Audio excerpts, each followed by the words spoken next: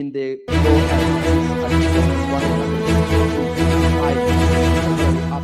of government or a and also explain what actions are available for the government.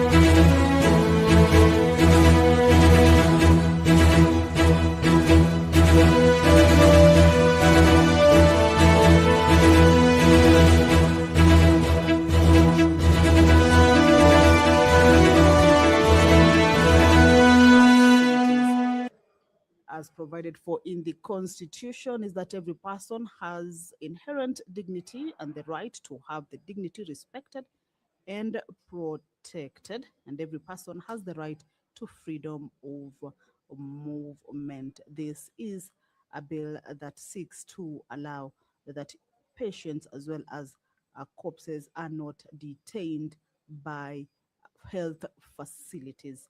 And it is a bill whose debate was also concluded at the floor of the Senate chambers. And this afternoon, it's coming up for the division stage. Also, pursuant to provisions of House Standing Order number 52-1,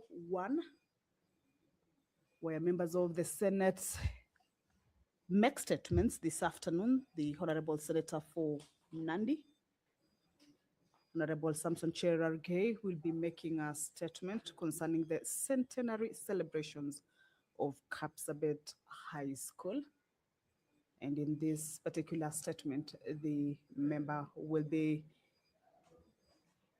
giving some insights regarding when the school was founded or when the institution was founded, that is since 1925, and also indicating that the institution holds a rare distinction of producing two presidents of the Republic of Kenya, that is the late Daniel Arap Moi, who served as the second president of the Republic of Kenya from 1978 to 2002, and also the current president of Kenya.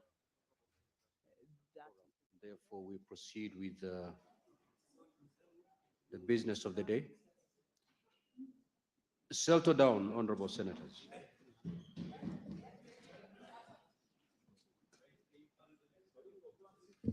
Order number 1, administration of oath.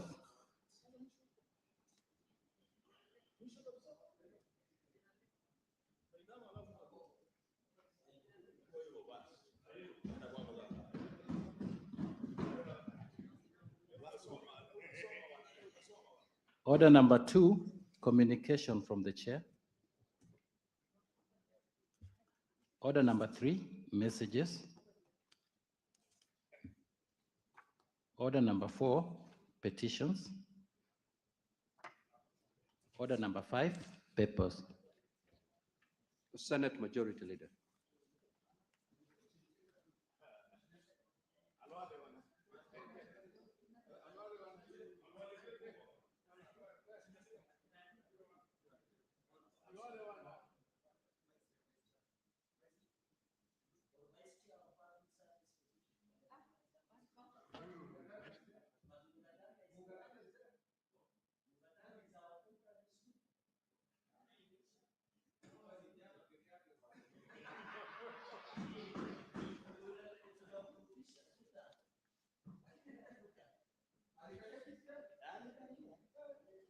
Honorable Speaker, I beg to lay the following paper on the table of the Senate today, Thursday, 19th March 2026. The Civil Aviation Construction of Visual and Instrument Flight Procedures Regulations, Legal Notice number 26 of 2025. I beg to lay. The Chairperson, Standing Committee on Health. Or any member of that committee.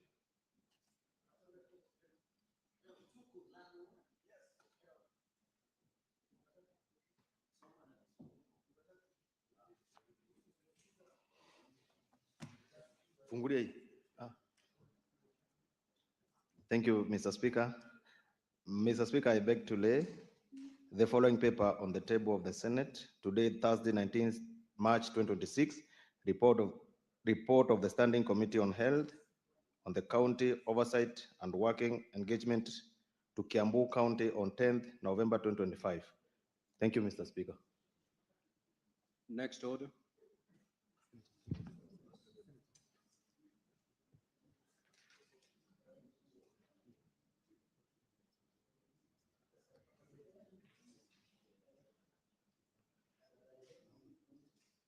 Order number 6, notices of motion.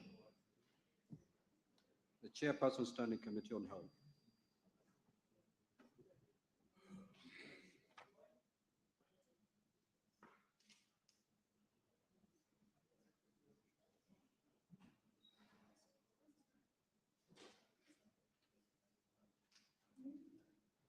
Thank you, Mr. Speaker. Mr. Speaker, sir, I beg to give notice of the following motion, that the Senate adopts the report of the Standing Committee on Health, on the County Oversight and Working Engagement at Kiambu County on 10th November 2025, laid on the table of the Senate on Thursday, 19th March 2026. Thank you, Mr. Speaker. Next order. Order number 7, questions and statements. Statements pursuant to Standing Order 52-1. Senator Fernandi.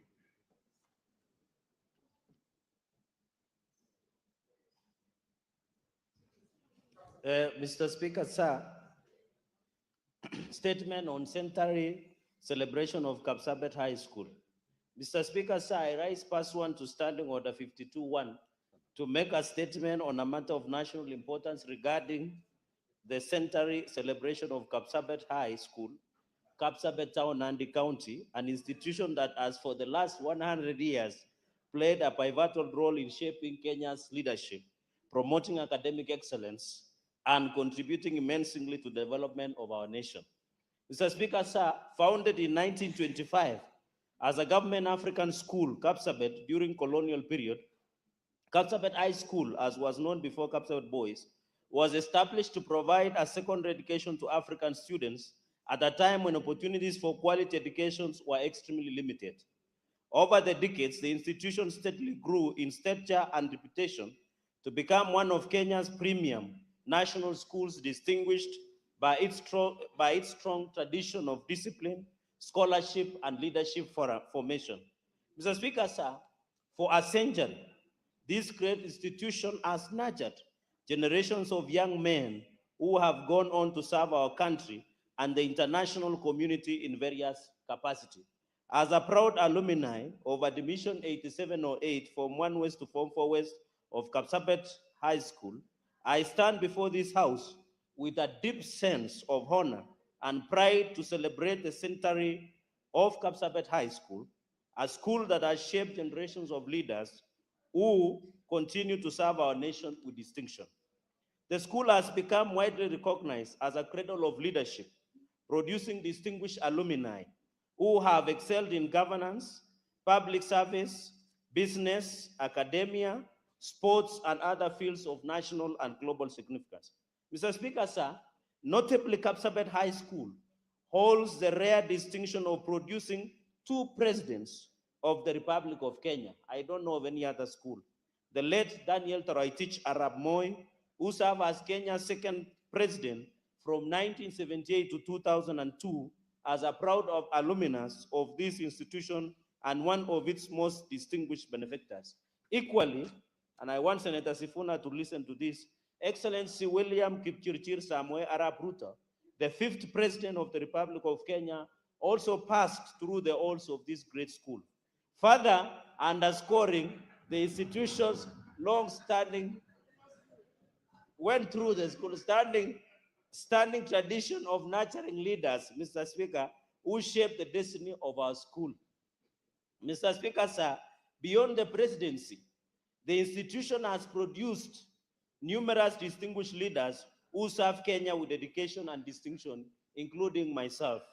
These include eminent statesmen such as the famous total man Nicholas Kipiator Arap Biwott, one of the Kenya's longest serving cabinet minister and a former member of parliament of KU South in Elgeyo Marakwet County.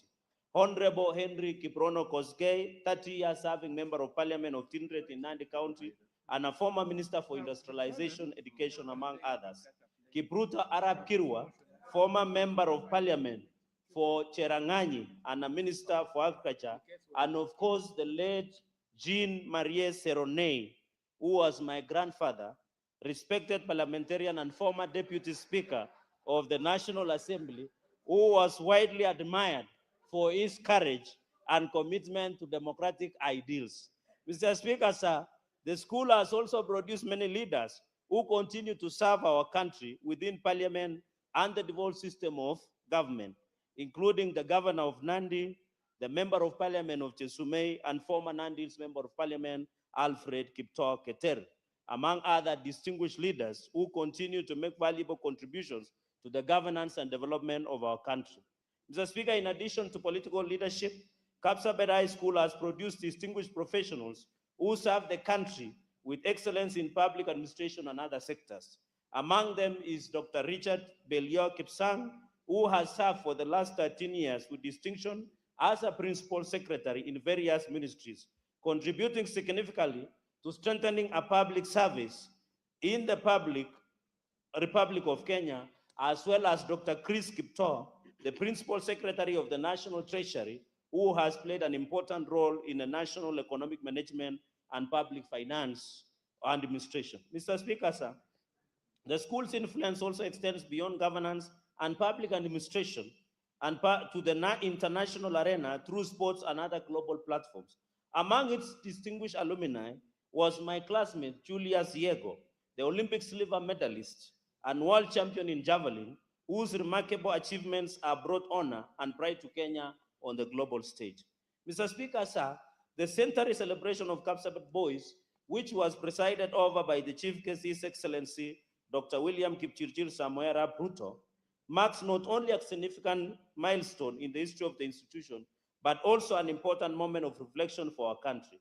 It provides an opportunity to celebrate 100 years of excellence in education and leadership while paying tribute to the generations of teachers, administrators, students, and alumni whose dedication and commitment have built this institution in one of the most respectable centers of learning in the Republic of Kenya.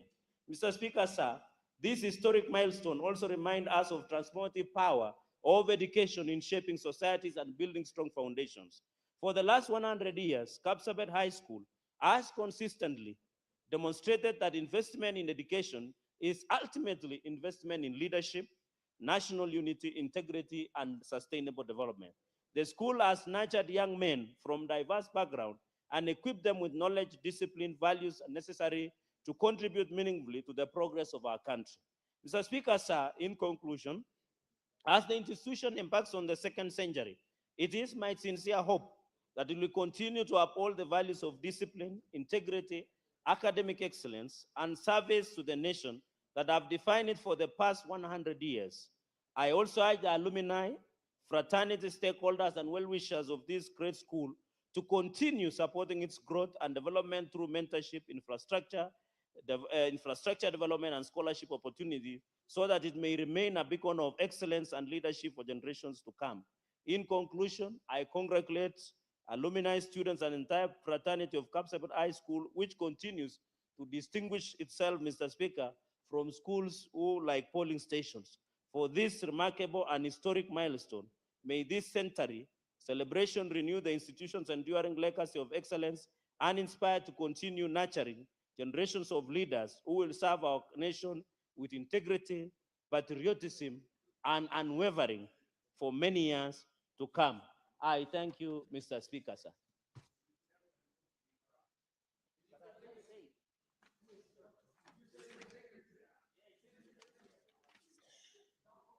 Senator for Baringo County, the Honorable Kiprono Chemitei.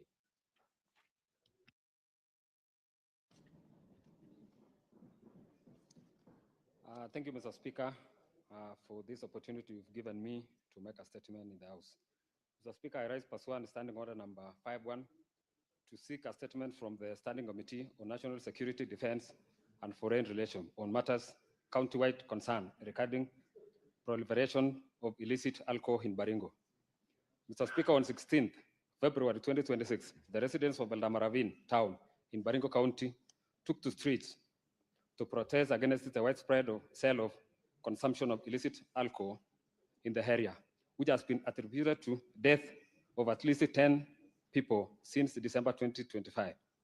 The residents raised concern that the government efforts to address the matter have been inadequate.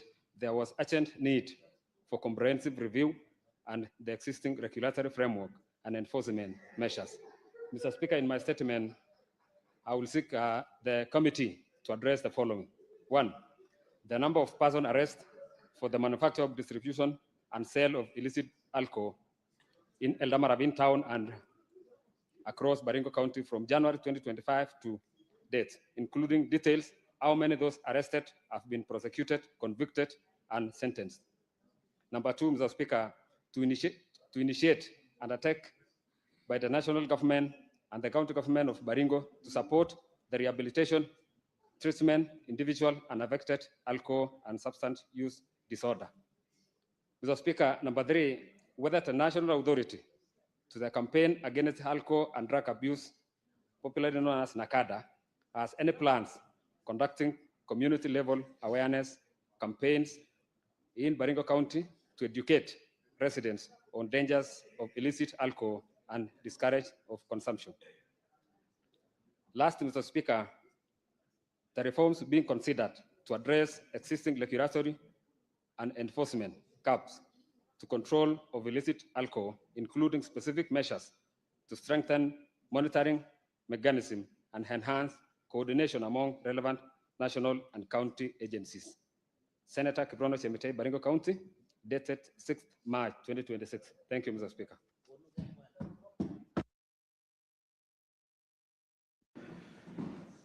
Now, statements pursuant to Standing Order 53-1.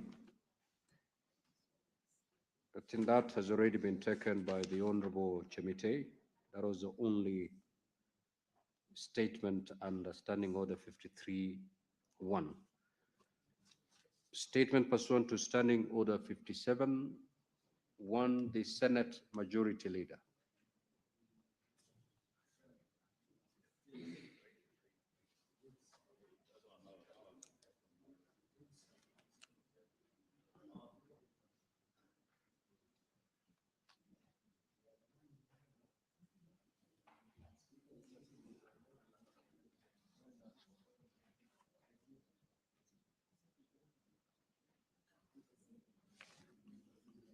Okay, I will allow comments on the statement by Honorable Senator Chemitei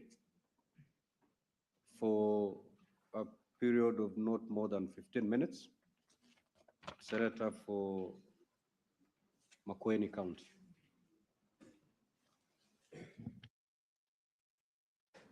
Thank you, Mr. Speaker, for giving me an opportunity to comment on this very important issue. Mr. Speaker, drug abuse has been so dangerous to so many young people in the country and sometimes arises out of depression, joblessness, and also bad company, Mr. Speaker. And NACADA, who recently appeared before the Committee of National Cohesion, explained that they have several challenges, including funding. And one of the things came out is that they are trying to expand to the regions. But you can see the lack of vigor in the team which visited the Senate and a lot of discouragement in terms of how it is handled in the country. Now that, Mr. Speaker, it is in the office of the president, but seems not to be enjoying budgetary provisions. Some of the things they are supposed to do are rehabilitation centers, of which quite a number of them are run by individuals like the Honorable Mutudo, who one time was a chair and has a passion of rehabilitating many young people who have gone into drug abuse, Mr. Speaker. In fact, in one time, Mr. Speaker, in a debate in this house, drug abuse has been described like a sickness or something which is very difficult to get rid of in society unless there are proper plans, Mr. Speaker, by the state to make sure that, first of all, there's no cheap, dangerous alcohol available for young people. which is easily abused, especially by those who've not taken a meal, and also ensuring that, Mr. Speaker, there are ways of dealing, even those dealing with the hard drugs in the country. And the framework is not properly embedded in the system we have, Mr. Speaker, and therefore there is a need, and even through this request for statement, to make sure that that department is focused and comes to this house and explains what are they doing for every single county in the nation, so that there can be a rehabilitation center in every single county in the nation. There can be a method of dealing with drug abuse. There can be a way of making sure there is prevention. And Mr. Speaker, one of ways of preventing drug abuse in the country is making sure that young people are gainfully employed, they are out of bad company, and that they copy good role models from the leadership of the country, Mr. Speaker. A lot of parents are unable to deal with this situation. A lot of university students have gone into it. They have delayed in completing their degrees. They have become hopelessness. And Mr. Speaker, some of young people and also older people who are in this habit, Mr. Speaker, have been killed by alcohol, Mr. Speaker, which is very difficult to cure if there are no proper mechanism. Mr. Speaker, we have rehabilitation centers which even beat up these young people, and they are known and they have been marked in this country where they exist. They go, they beat them up, they are taken through a very rough moment with their parents having paid for that to happen. Mr. Speaker, we must have humane method of dealing with the abuse of alcohol and drunkenness in the country. And I've suggested one of the best ways is to making sure that we lower our taxes so that the companies can come and invest here as they used. We lower the cost of electricity, we lower taxation, we make life possible to live, so that, Mr. Speaker, then many people can gainfully be employed and will be busy working instead of busy idling during the whole day and getting involved in dangerous activities. In a way, they have been misled to be entertainment, yet is a very easy way for one to find themselves dead or having abused alcohol and having failed to utilize their education properly, Mr. Speaker. So this is something the country must. Now, before we continue with the comments, I will allow Honorable Mungatana to make his request for a statement so that it becomes one of the statements that Honorable Senators will be seeking to comment on. Thank you, Mr. Speaker.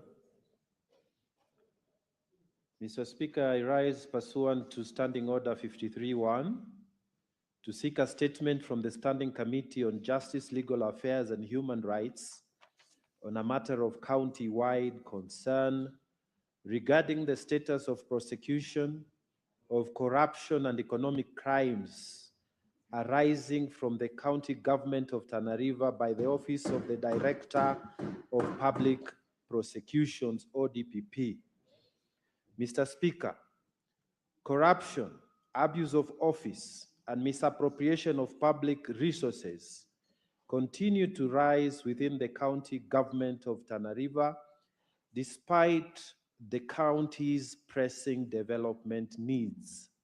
In the statement, the committee should address the following: the number and status of files relating to Tana River County officials that have been submitted to the ODPP by investigative agencies, including the Ethics and Anti-Corruption Commission, EACC, the Directorate of Criminal Investigations, DCI, and any other relevant agency. 2, the outcome of the ODPP's review of those files, indicating those approved for prosecution, those referred back for further investigations, those closed, and the reasons for those decisions. 3, the status of prosecutions commenced, including the number of active court cases arising from the said files, the charges preferred, the offices held by the accused persons, and the current stage of progress of each matter before the courts.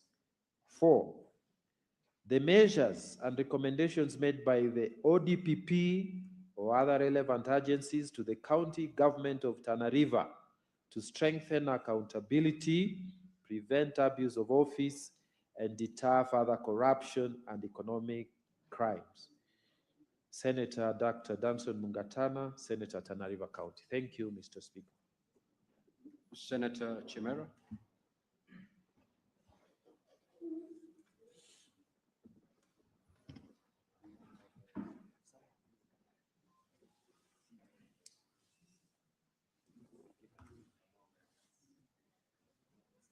Thank you, Mr. Speaker, for this opportunity. Mr. Speaker, I wish to make comments on the statement as sought by Senator Chemitei from Baringo County. Mr. Speaker, I'm happy to see the good senator quickly learning the ropes.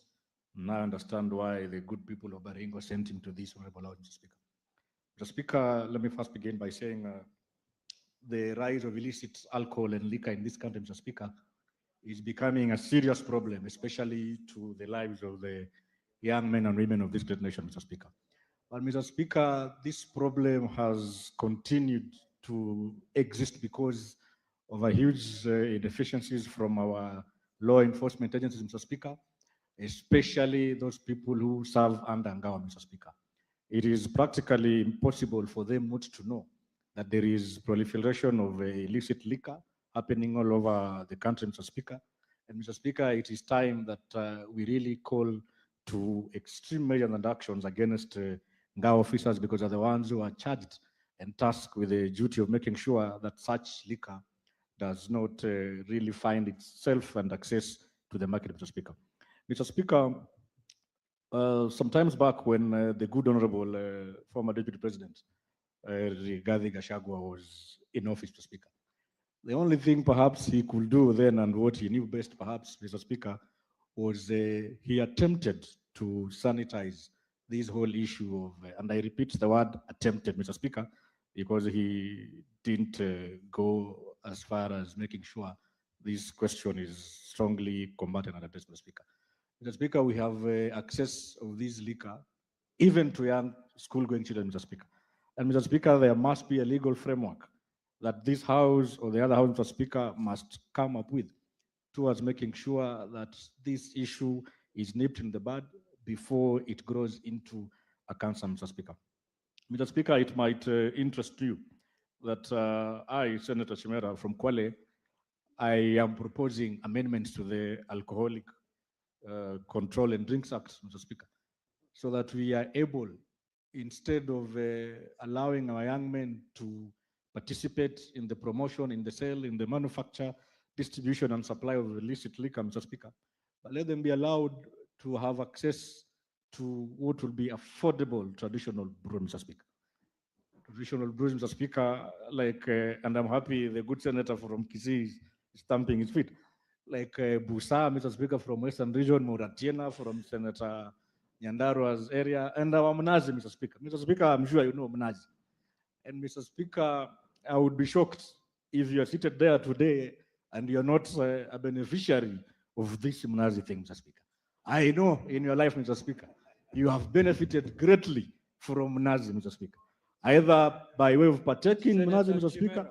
Can you keep the chair out of your comment? Mr. Speaker, I withdraw and apologize.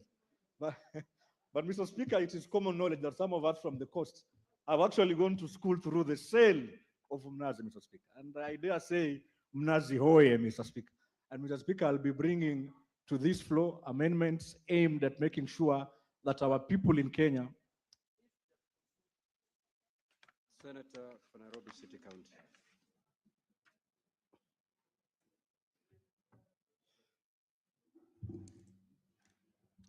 Thank you, Speaker. I want to make brief comments on the statement by Senator Mungatana, but let me just say congratulations to Kapsabet boys for marking those years, 100 years, Honorable Speaker. Given the reputation of that school, the expectation is that anybody who properly went to Kapsabet boys can properly pronounce the word centenary and alumni. Those ones. But Speaker, we have been told by the senator from Nandi that there Senator are people. Sifuna, Speaker, let me just finish. that statement does not attract comments.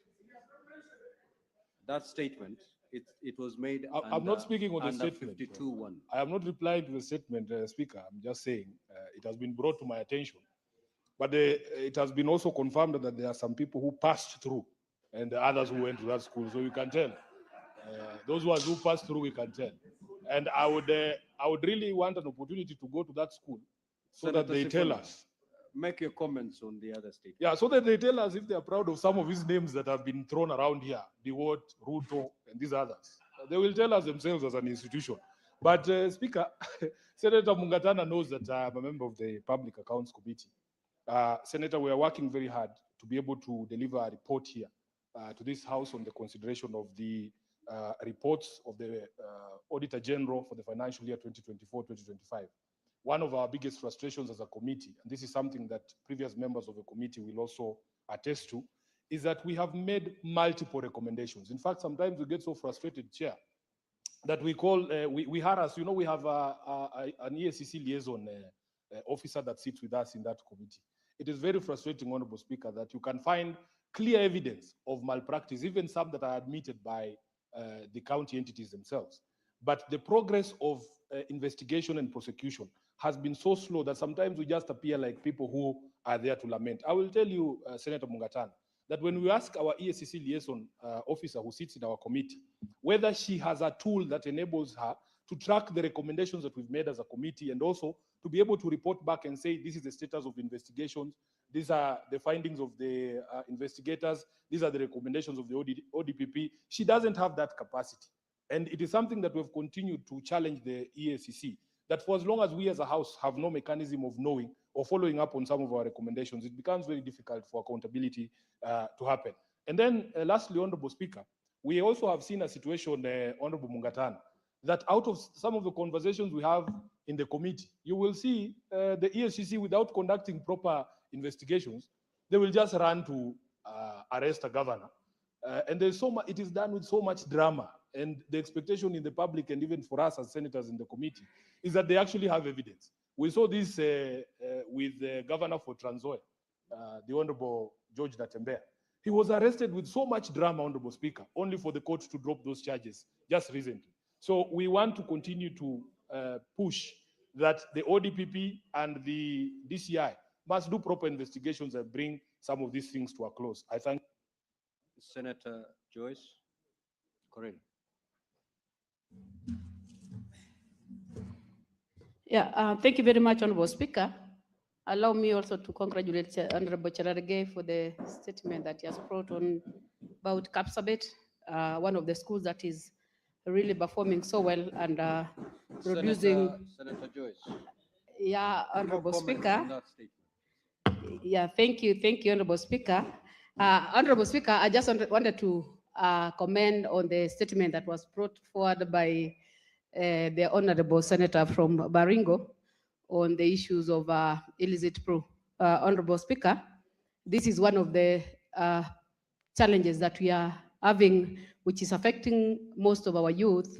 And I also want to say, Honorable Speaker, that I must commend the government, the President and the CS for the steps that they have taken in terms of making sure that they have a crackdown on these issues of illicit brew.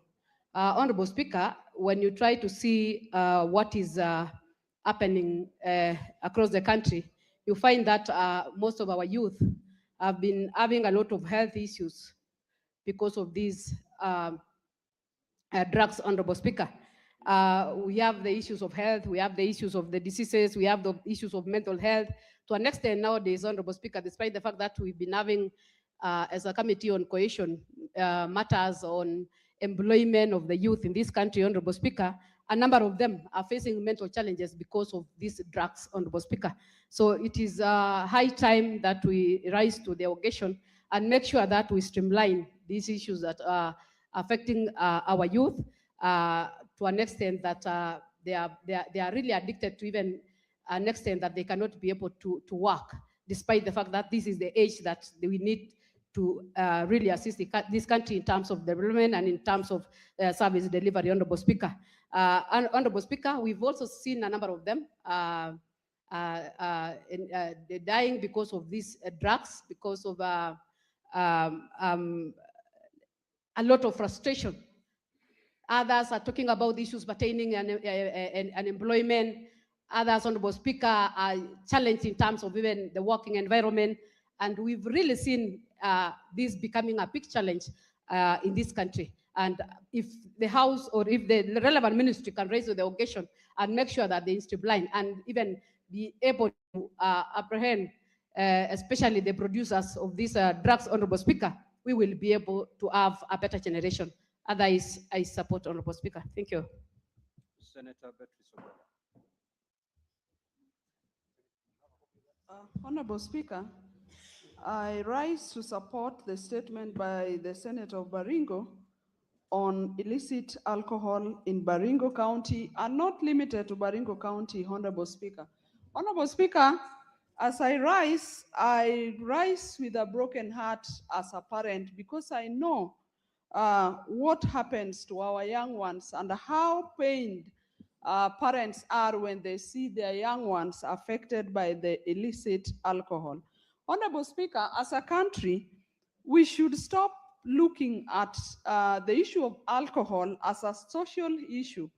It should not only be limited to the social effects, but we must go a step ahead, Honorable Speaker, and look at the use or the overuse of illicit alcohol as a health issue, Honorable Speaker. Just as we treated epidemics like HIV, Honorable Speaker, which initially the public saw as a health issue, but later we learned as a country that that was a large social issue. And so a lot of measures were put in place as a country to address the issue of the epidemic of HIV. The same way, Honorable Speaker, this country, we must treat the issue of alcohol and especially the use of alcohol with our youth so that we put concerted efforts, Honorable Speaker. And when I talk about concerted effort, Honorable Speaker, I want us as a country to mobilize resources, put efforts together, even the NGOs that we have in the country, the CBOs, all the partners that come to this country must begin to address the issue of illicit alcohol and its consequences on our populations, Honorable Speaker. Honorable Speaker, we must also address the issue of employment. Probably a number of our youths having gone to school, Honorable Speaker, and finding themselves with nothing to do, resort to alcohol. But we want to tell our youths and everybody that long time ago, traditionally, alcohol is something that we partake after hard work as you relax later in the evening or early in the night. It is not something that our population can focus their time of their productive time during the day taking alcohol. Because, Honorable Speaker, even that alcohol that you go and take, you cannot get it for free. You have to work during the day, and after work, you can make a choice to take just a little bit that is not harmful to your health. So, Honorable Speaker, I want also to emphasize the role of the church, that the church must also take their place in the society in the fight against alcohol and its consequences on our communities. Honorable Speaker, I support this, and I want everybody in this country to take off their time so that we attend to our youths and we attend to the population, and let us look at this as a health issue and not necessarily a social issue. Honorable Speaker, I. Senator Kinyua.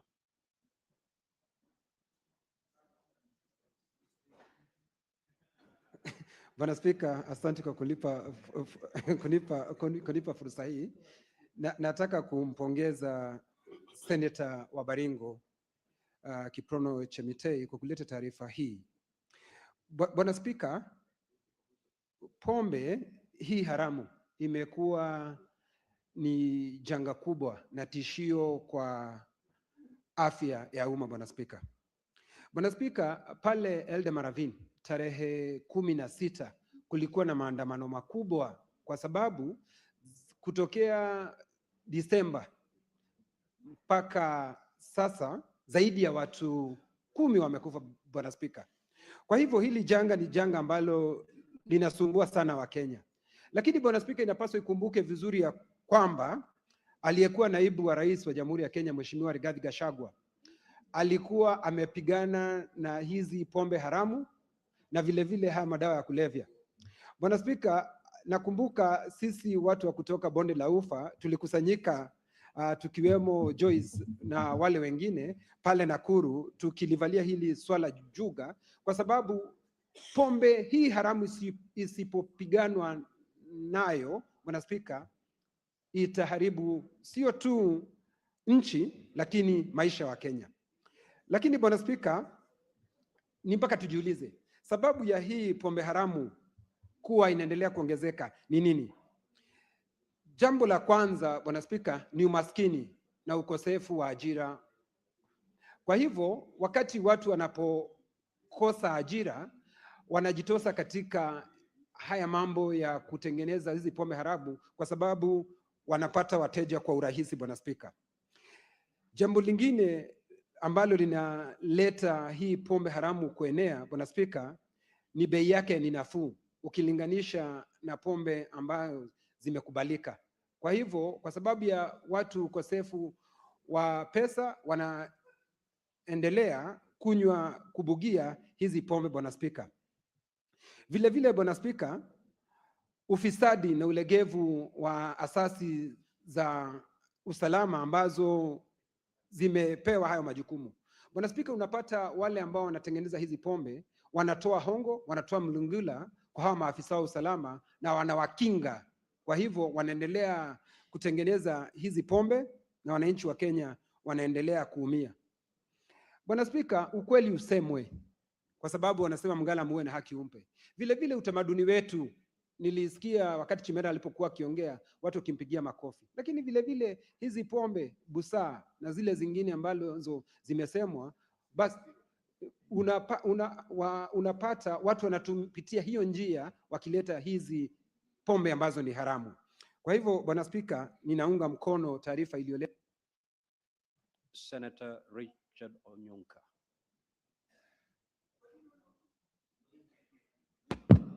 Thank you, Mr. Speaker. I also want to first, Mr. Speaker, acknowledge, and I'm very happy that at least finally this House has biometric registration. Sometimes because of old age, we've been misplacing our cards. So I feel much safer and more secure. Number two, I am proud to see the student in Form 1, Honorable Chirargei. Sometimes he is really bright and brilliant, but sometimes he represents behaviors which I see a lot of my Kisii people have. I've never wondered why he behaves like a Mkisi and he went to Kapsabet. When you are a Mkisi, you go to Kisii High School or Cardinal Tunga, or St. Mary's Yala for that matter. Mr. Speaker, the issue of alcohol and drug abuse, we treat it more like a criminal issue. Mr. Speaker, this issue is basically a mental, socioeconomic health issue, which I believe, mishandled. And I wanted to correct my brother Kinyua. My brother Kinyua, the reason why alcohol has been used and abused is because we, the people who sit in this house, are the ones who have been the ones who sell something that comes from Uganda, that comes from Tanzania, that comes from South Africa, and that is ethanol. If you want to be rich very quickly, sell ethanol. And we have refused to stop the individuals who are getting this ethanol because they take the ethanol without using standards, and they produce some of these things that are killing our people. Mr. Speaker, if you look at Tanzanians, they have a drink which is called konyagi, brewed in Tanzania. If you go to Uganda, there's a drink which is called waraji, brewed in Uganda. But in Kenya, we have never standardized our local brew. So we allow our people to drink changa. We allow our people to drink whatever that can be available because the market we have allows our young people to drink whatever we can. Secondly, Mr. Speaker, what Honorable Chimera said was actually very good. There is nothing wrong with this house or any institution that is responsible to go out there and demarcate areas where our poor people who are not able to afford a beer can go and buy a drink for 20 bob or 30 bob. The only thing we need to standardize and make sure it is packaged well. And I want to thank Honorable Kiproto Cheme, the Senator for Baringo, where many of my aunties come from, that the issue you've raised is wonderful. Keep up fighting for your people, and I wish you well in your endeavor to become a very excellent senator. Thank you, Mr. Speaker. Senator Chironke.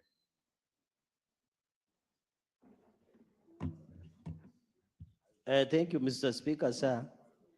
I want to comment on what my colleague, the distinguished senator of Baringo, Senator Kiprono Chemitei, I think is learning very fast, and we are proud of what he's doing at the inceptive steps, Mr. Speaker.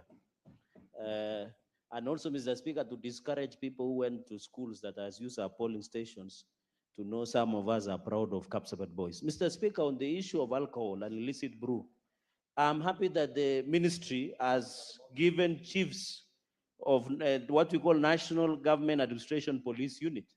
We need to use this NGAPU for enforcement of fight of illicit brew in our counties, Mr. Speaker. Mr. Speaker, the problem is also we have is enforcement. Most of the police, or especially administration police, collect what we call protection fee, Mr. Speaker. And therefore, it is important the Mututo law should be applied. You have seen even some clubs, Mr. Speaker. And clubs are being, I can see the chair of education is looking at me excitedly, Mr. Speaker, is some of the clubs are located next to schools. Yet it is against the Mututo laws. The issue is not lack of laws. The issue is enforcement of laws, Mr. Speaker. And finally is to appeal that we need to give tax exemptions to Kenya Breweries Limited so that they can make cheaper alcohol, which is safe, Mr. Speaker, so that access is very easy. Because we know the holiday starts tomorrow, Mr. Speaker. There are young people in this city and across many cities in the world, in Kenya, that do what we call aluta. Aluta, Mr. Speaker, means that you disappear 3 days like Jesus Christ and you come back to your house after enjoying yourself over 3 days, Mr. Speaker. So I want, and also to agree with my in-law, Mr. Speaker, the issue of Nazi, Busa, and Konyagi and the rest, is that we should be allowed, especially for ceremonies. You know, Mr. Speaker, and Buratina, it is used for blessings. What It is the is point used of for order? libation, Mr. Senator Speaker. Fernande, It there's is a point- used for blessing Senator ceremonies, Fernande. Mr. Speaker.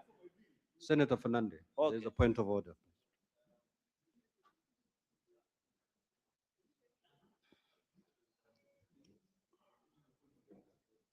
Thank you very much, Honorable Speaker. I rise pursuant to Standing Order 105.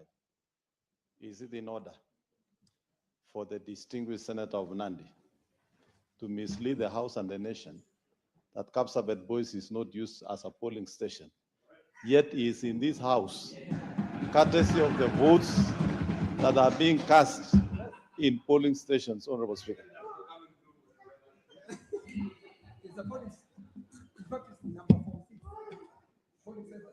Mr. Speaker, as my late grandfather and former deputy speaker of this house, Jean Maria Serone, said, you know, when people rise up to question some of the things, you don't need to answer them, Mr. Speaker. So I leave it there to rest and allow the distinguished senator of Baringo to come for notes later. Mr. Speaker, so that I distinguish between a polling station and a high school and a national school. Mr. Speaker, finally, on the issue of corruption, and I was saying alcohol, Mr. Speaker, is used for blessings. It's used to, when especially ceremonies like circumcision, among others, Mr. Speaker, we should, especially December, the Ministry of Interior should give us leave for almost a month so that we ensure our children who are going to initiation celebrate very well, Mr. Speaker. Finally, Mr. Speaker, on the issue of corruption, especially I support. I think my time is fast spent, but it was taken by Senator Mandago. Senator Enoch Wambua.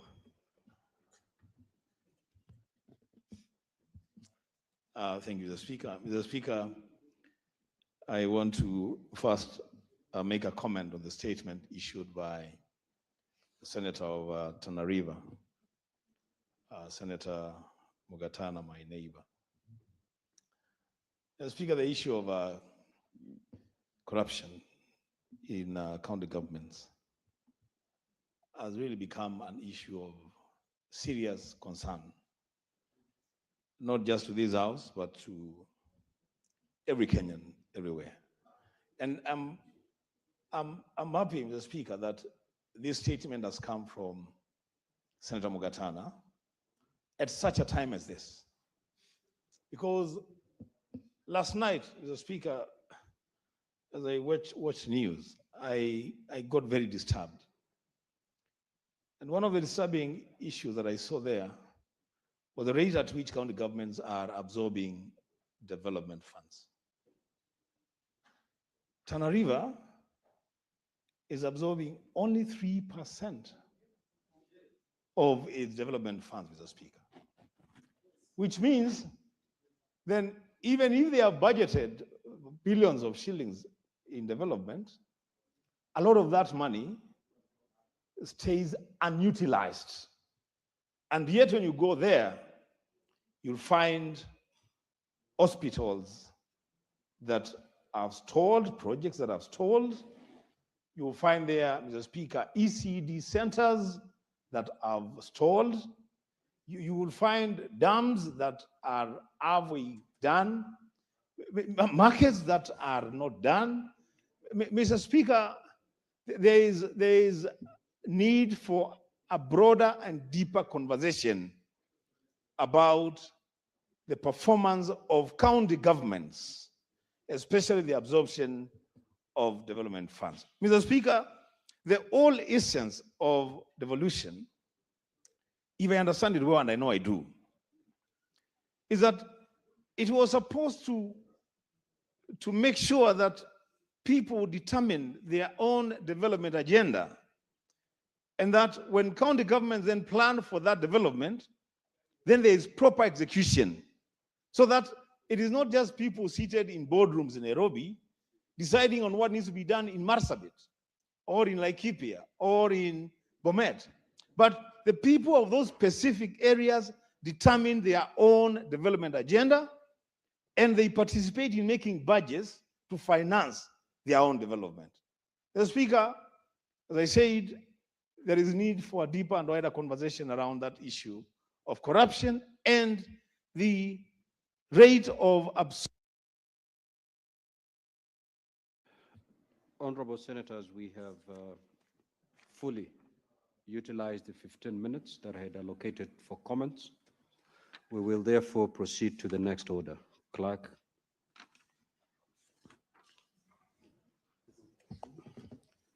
Order number 8, the Culture Bill, National Assembly Bills number 12 of 2024, second reading, division.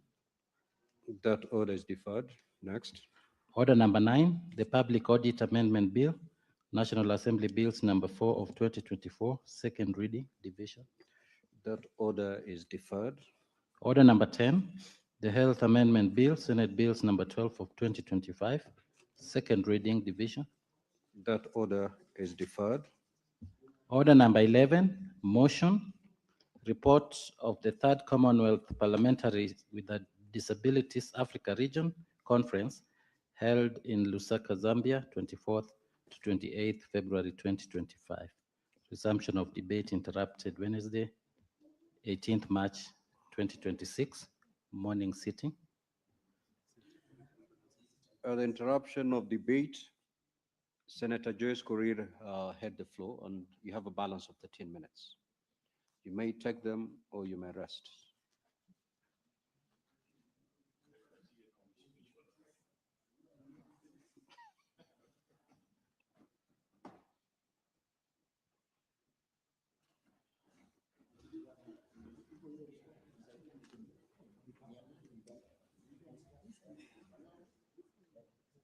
Yeah, thank you very much, Honorable Speaker. Yeah, I remember, Honorable Speaker,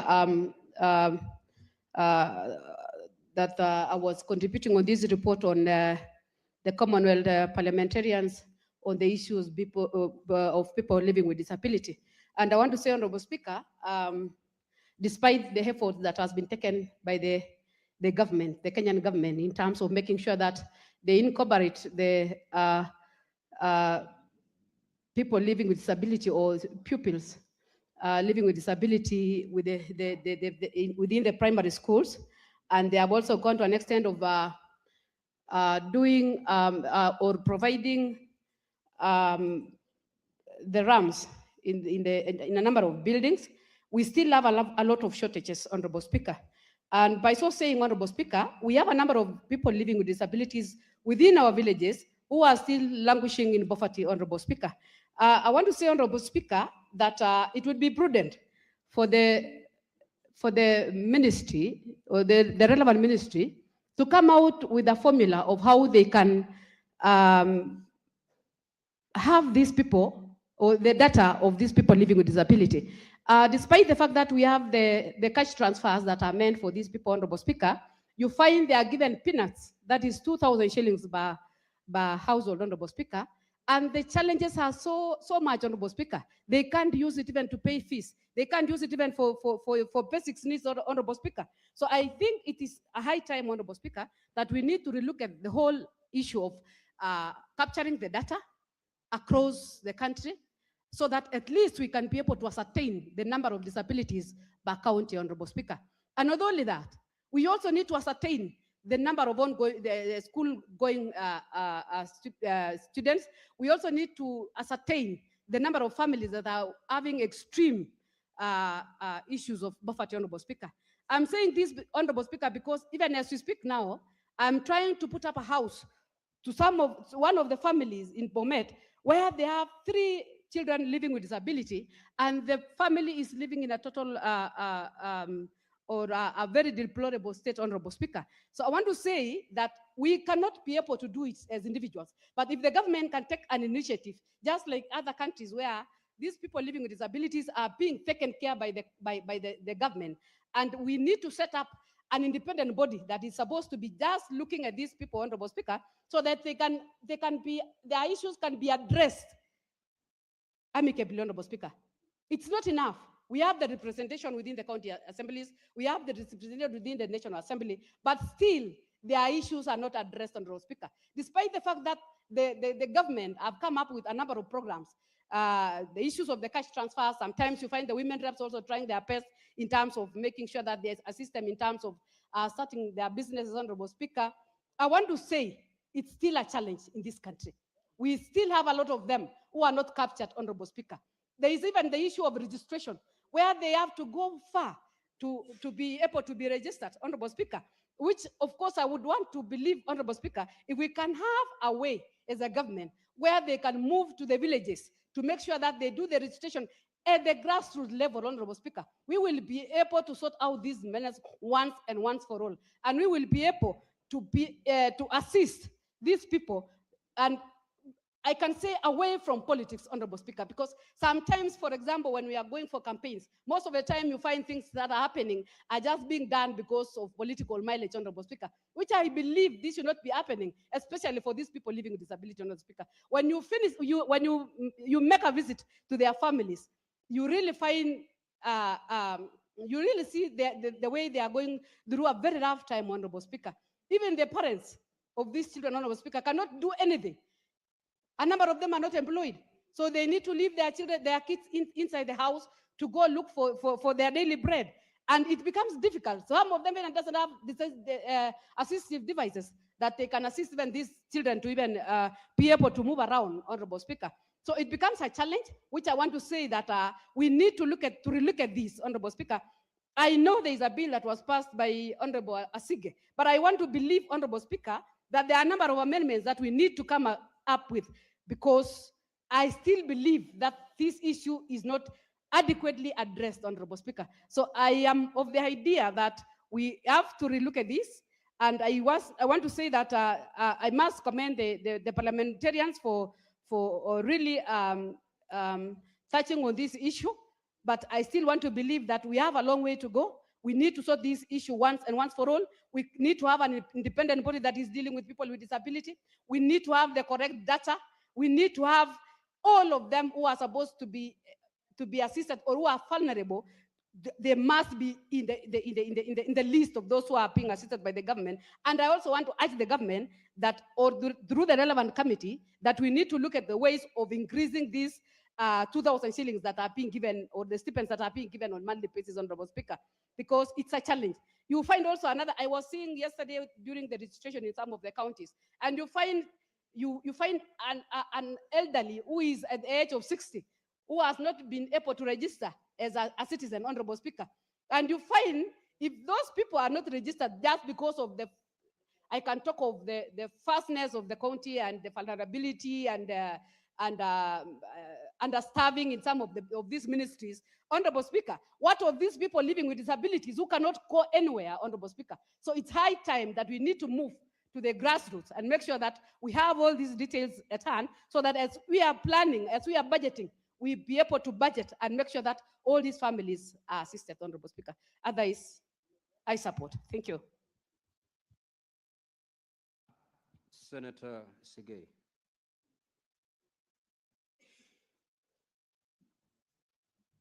Mr. Speaker, my request earlier on was to comment on the previous statements, which you since passed on that. And second request, of course, was to move my motion. So I do not know whether the opportunity granted to me is to contribute to... To contribute to the motion. Well, I'll pass so that I move my motion. Senator Wamatinga. Thank you very much, Mr. Speaker, sir, for giving me this opportunity to contribute to this one of the most important topics that we as Africans, because of the very traditions that we have, are shy from speaking about. Mr. Speaker, when you talk about disability, we visualize physical disability. Mr. Speaker, sir, it is indeed very important, and I want to concur with my colleague that this is a topic that we need to go in depth. Disability, Mr. Speaker, sir, does not stop at physical limitations. It does go a long way, even in mental limitation. It is a matter that we are all alive of, Mr. Speaker, that some students in school, Mr. Speaker, do suffer from dyslexia, dyscalculia, and many other disorders that puts them at a very, very high disadvantage when they've been put in the same class with an average student.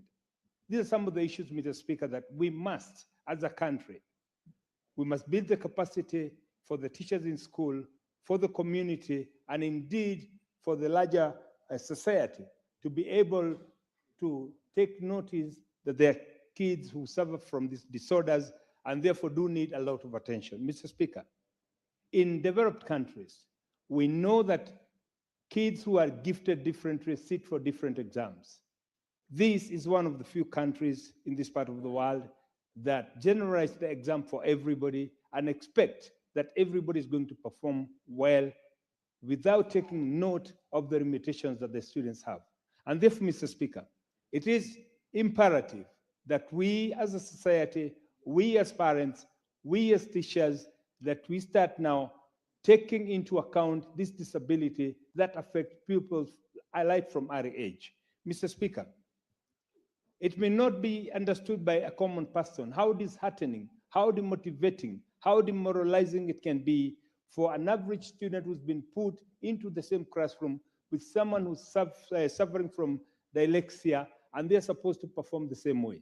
Mr. Speaker, and this should inform even the curriculum that we use to train our teachers.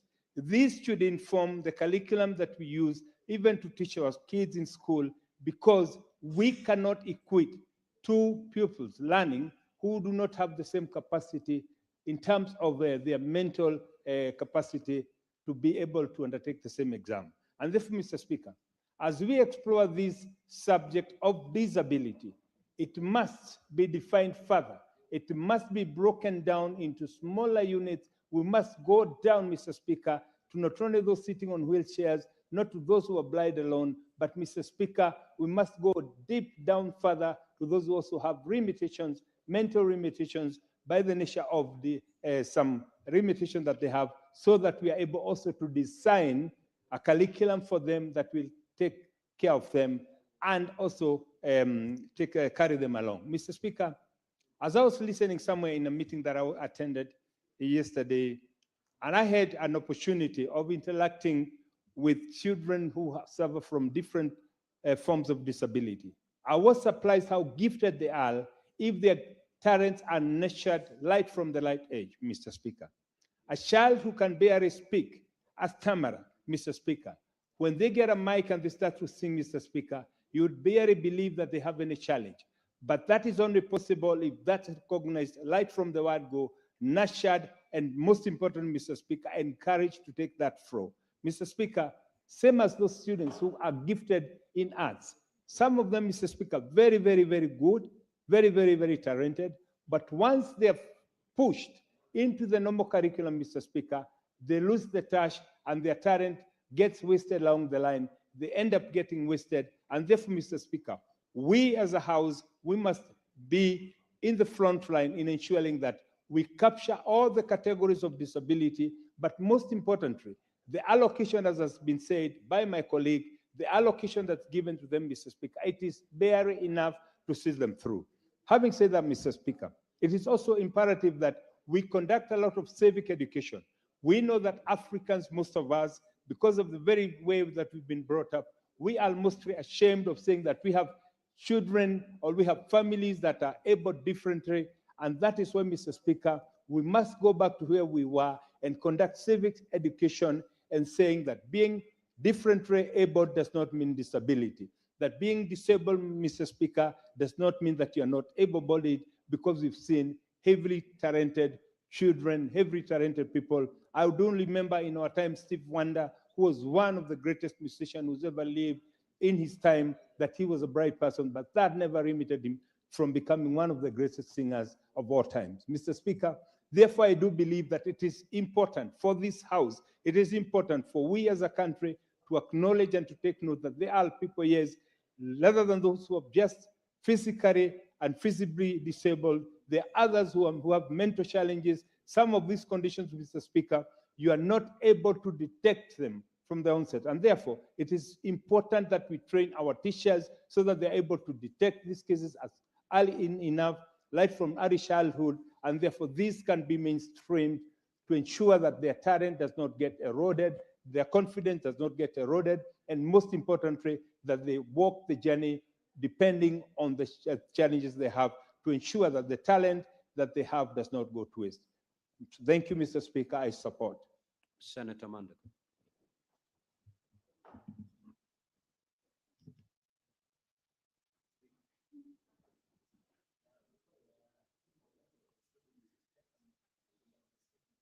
I was on the statement, Speaker. Senator Essie Okenyuri.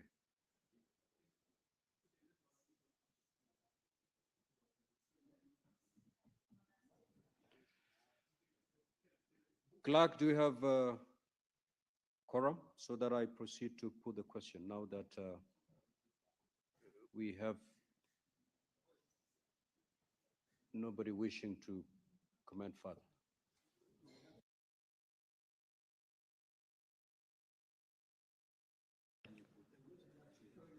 Senator Mbugua, the mover.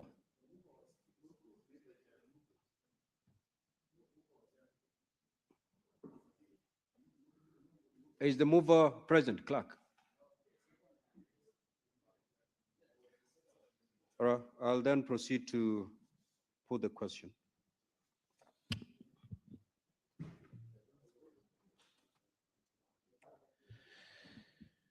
Which is that the Senate notes the report of the Third Commonwealth Parliamentarians with Disabilities, CPWD, Africa Region Conference, held in Lusaka, Zambia, from 24th to the 28th of February 2025, and laid on the table of the Senate on the 7th of August 2025. Will as many as of that opinion say aye? Aye. Will as many as of the contrary opinion say nay? The ayes have it. Next order. Order number 12, motion, report of the Standing Committee on Justice, Legal Affairs and Human Rights on a petition to the Senate by Honorable Isaiah Maina, a member of the County Assembly of Nandi, representing Olesos Ward on the proposed amendments to the County Governments Act, Cap 265. Chairperson Jailak.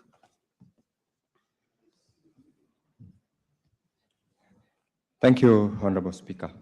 I beg to move the motion that the Senate adopts the report of the Standing Committee on Justice, Legal Affairs, and Human Rights on a petition to the Senate by Honorable Isaiah Maina, a member of the County Assembly of Nandi County, representing all Lesos Ward, on proposed, Mr. Speaker, we're still learning on how to use these gadgets, on the proposed amendments to the County Governments Act, Cap 265, laid on the table of the Senate on Wednesday, the 11th of March, 2026.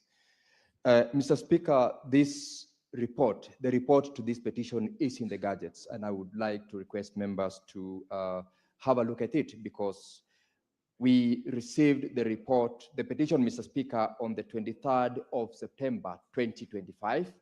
And once it was commissioned before the jailer committee, the committee, of course, undertook what it normally does, that is to conduct stakeholder engagement. Mr. Maina, or rather Honorable Maina, is a member of County Assembly of Nandi County, where my good friend from Kapsabet Boys, Senator Cherargei, comes from and represents. And this particular member of County Assembly, Mr. Speaker, is seeking in his petition several proposed amendments to the County Governments Act. To be precise, Mr. Speaker, he's seeking to amend 8 clauses, or rather 8 sections in the County Government Act, that is Section 31, Section 32, Section 33, 35, 45, 46, and 58. Mr. Speaker, the objects of his petition, once, of course, it was tabled before this committee, is, Mr. Speaker, to seek to align the functions of the county government in terms of enhancing efficiency of devolution and the principles that have been enshrined in the Constitution, particularly Article 10, 174, 175 on matters devolution and protection of county governments. Mr. Speaker, a while back, we had the statement by my learned senior, Dr. Mungatana, on an inquiry of the status of cases, particularly regarding his county government of Tana River from the Office of the Director of Public Prosecution. What Honorable Maina, Mr. Speaker, is seeking to do in his petition is more or less what the statement by Senator Mungatana was seeking. Once we enhance and facilitate the importance of devolution and the protection of devolution by the oversight role of this House, the law governing the administration of functions at the county level is Cap 265, that is the County Governments Act. This is the one that Honorable Maina is seeking in his petition to amend.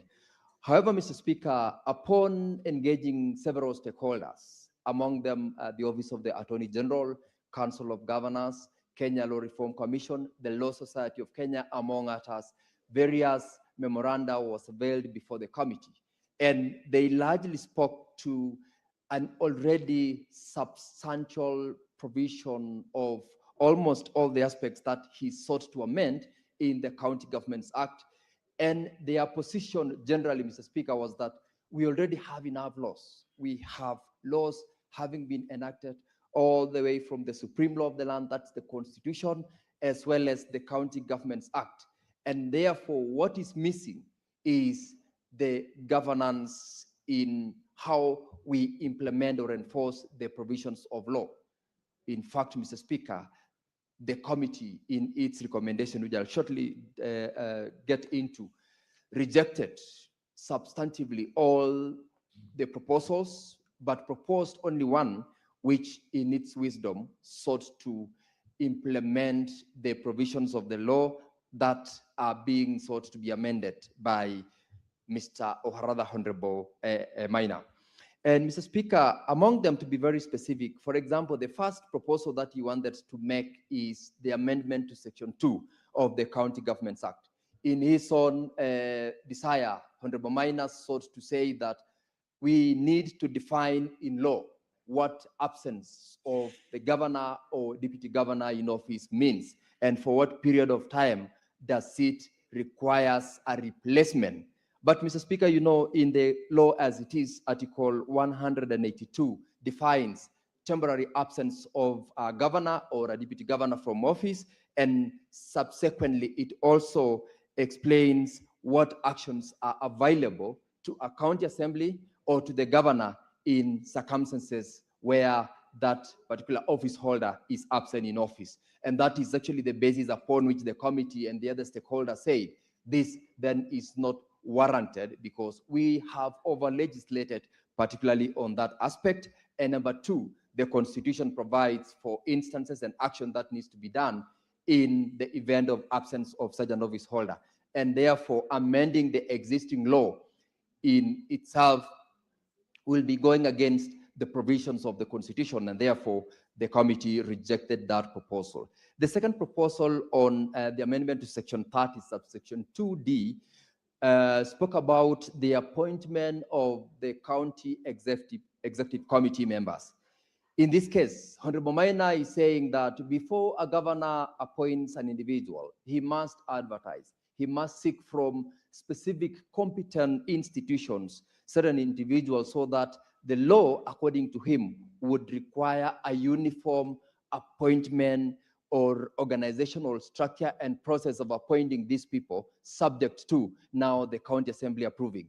Mr. Speaker, we all are aware that county executive committee members are normally political appointees, and therefore legislating on this particular aspect will take away the autonomy of a county governor who has been elected by a majority of the public from that county, so that he is controlled on how he will do it. Secondly, he is desiring to say all county governments have uniform structure.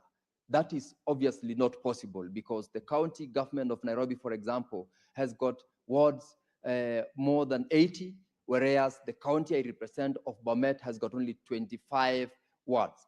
If therefore we were going to say we will amend the law to have a uniform structure, it means that I have got 11 county executive committee members in Bomet.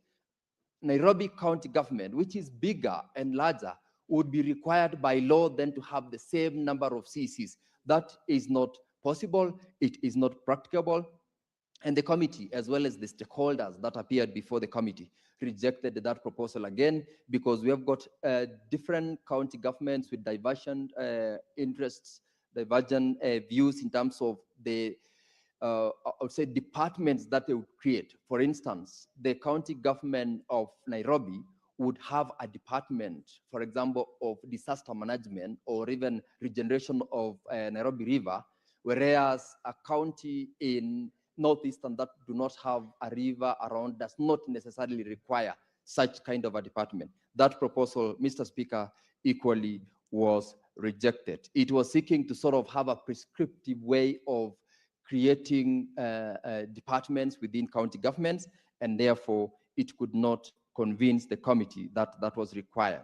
Mr. Speaker, the third one, which is, I'm picking a bit of those which are very critical, Section 58A, Honorable Maina is making a proposal that we create a timeline within which, where there is an existence of a vacancy in the office of the chairperson or the secretary to the County Public Service Board, that timeline is limited so that we don't have a longer and reasonably long period of time where County Public Service Board cannot sit, either to employ, to discipline, or to undertake the role of that particular office because of absence of a chairperson or absence of a secretary. In most cases, Mr. Speaker, what happens is that when a county governor, a rogue one for that matter, like the governor of Bomet, who is very rogue, if and when he does not want to run the county government appropriately, in the event of absence of an office, like in this case, we just had the County Public Service Board the other day being reconstituted. We have had almost 6 months without one. Then that law, as it is right now, has actually given the governor the leeway to decide when can he purpose to fill that position. This proposal by Honorable Maina requires that it should not be vacant for a period of more than 3 months. Actually, the proposal says that in the event of a vacancy arising in the office of the chairperson of the County Public Service Board or that of secretary, a period of 14 days should not lapse before a replacement or a process of replacement begins. That way, Mr. Speaker, it protects the operations of the County Public Service Board, protects the employees who are employed by that County Public Service Board, and ensures that rogue governors are not given the leeway to decide that there is no County Public Service Board, and therefore there cannot be anything that can be done within that period. Secondly, Mr. Speaker, the proposal seeks to give quorum in law, that as long as there is not less than 3 members of the board is quorate for purposes of transacting the business of that particular board. That way also it cushions the County Public Service Board from conducting its business as long as they have the number that the law provides. And Mr. Speaker, that is the proposal that the committee agreed with Honorable Minor, and therefore sought to recommend that for purposes of making sure that we cushion the County Public Service Board and have it able to operationalize its mandate, then we should have in law quorum as well as a timeline within which, in the existence of a vacancy, we have the governor required within a period of 14 days to advertise and thereafter recruit members to the County Public Service Board. There is another proposal that the committee, Honorable Speaker, made that requires the Council of Governors, as well as the Public Service Board, to create a policy or to establish a policy framework on the procedures which are generally required for purposes of making a report to this House. Remember, Mr. Speaker, under Article 96, this House is mandated by the Constitution to protect our county governments and devolution.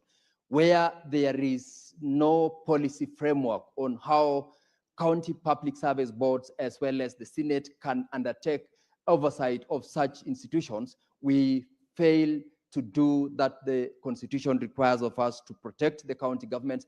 And the committee is making that proposal that we have the Council of Governors as well as the Public Service Board create a policy framework to ensure that such reports arising from the County Public Service Board can get to this House so that we have an opportunity to also interact with it and, where necessary, make additional oversight recommendations.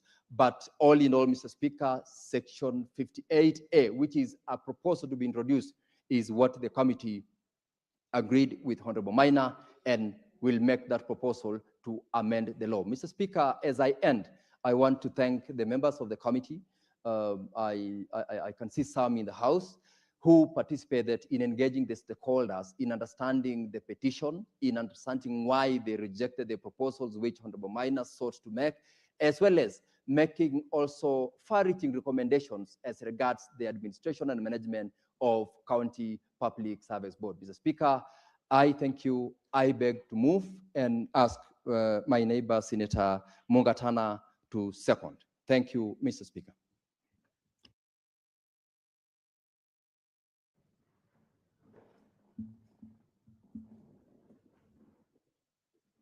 Mr. Speaker, may I start by congratulating the Honorable Sigei, who is the chair of the Legal Committee, for bringing this report before the House. I beg to second, Mr. Speaker. Mr. Speaker, Honorable Sigei is one of the most hardworking chairs.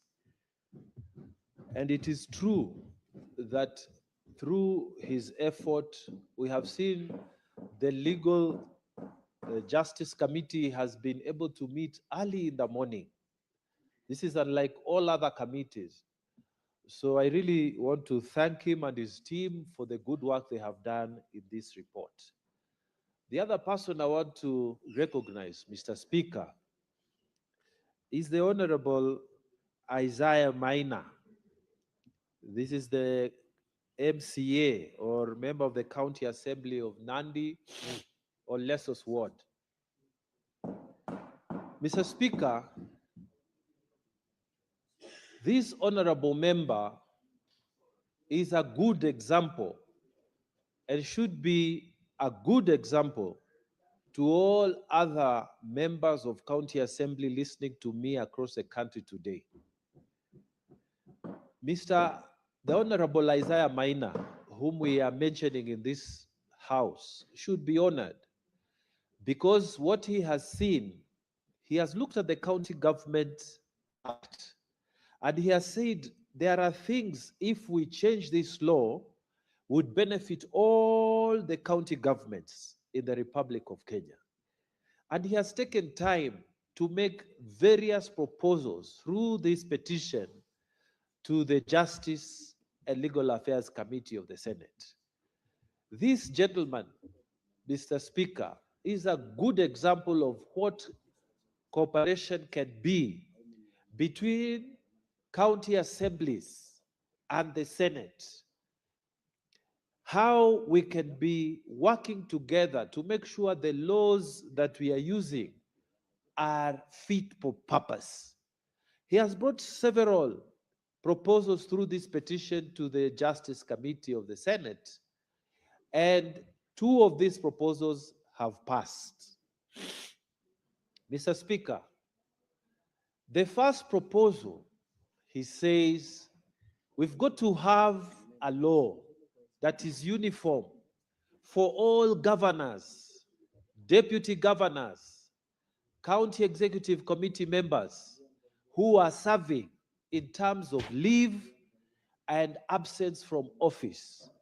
Mr. Speaker, you know, there is no uniformity in terms of these policies across the counties, the 47 counties. In fact, Mr. Speaker, there are several county governments that do not have any policies on leave. So, Mr. Speaker, you have a county governor who goes on leave without saying. You don't see him in the county. You don't see him doing any executive work, but he's not in the county. He's not known where he is. Mr. Speaker, they just disappear. There's no leave policy. The deputy governor who is there, who is consistently in the county, he's not given any responsibility. There's no letter that is there that shows, okay, I'm the county governor of Tana River. I have traveled to Nairobi. Now all matters for the next 1 week must be handled by the deputy governor. He is the acting governor for the period I am away, so that business in the county continues. There's no such policy. And I know it's not just my county. It is the counties across the 47 counties. Governors, they don't bother. They travel abroad. They go and they spend 1 month. They spend 3 weeks outside the county. And I'm telling you, the deputy governors are there. There's no policy. Who is supposed to take executive decisions? Mr. Speaker, our governor, the Honorable Governor Dado, this man went to Belém in Brazil for 3 weeks. And Mr. Speaker, the requirement is that you must show the public benefit for your travel and file a report. Mr. Speaker, that report has never been filed. He stays here shortly in the county for a short while. Now, Mr. Speaker, they have made a plan. In fact, there's a letter by a gentleman called Maurice Osono, the chief of staff, requesting a rural county in called Woodlands in Alberta to invite them so that they can come to learn governance in that county, a rural county in Alberta, Canada. And they will stay there for many, many, many days. Mr. Speaker, if you just calculate just for 7 days, it will cost the county government of Tana River at least 4 million to keep a governor there. And Mr. Speaker, this is contrary to the requirements of travel, public travel for governors. They must show the public benefit for that travel. This is a governor who has been a member of parliament. He has been an assistant minister. He has served in the army as a major. He's a second-term governor.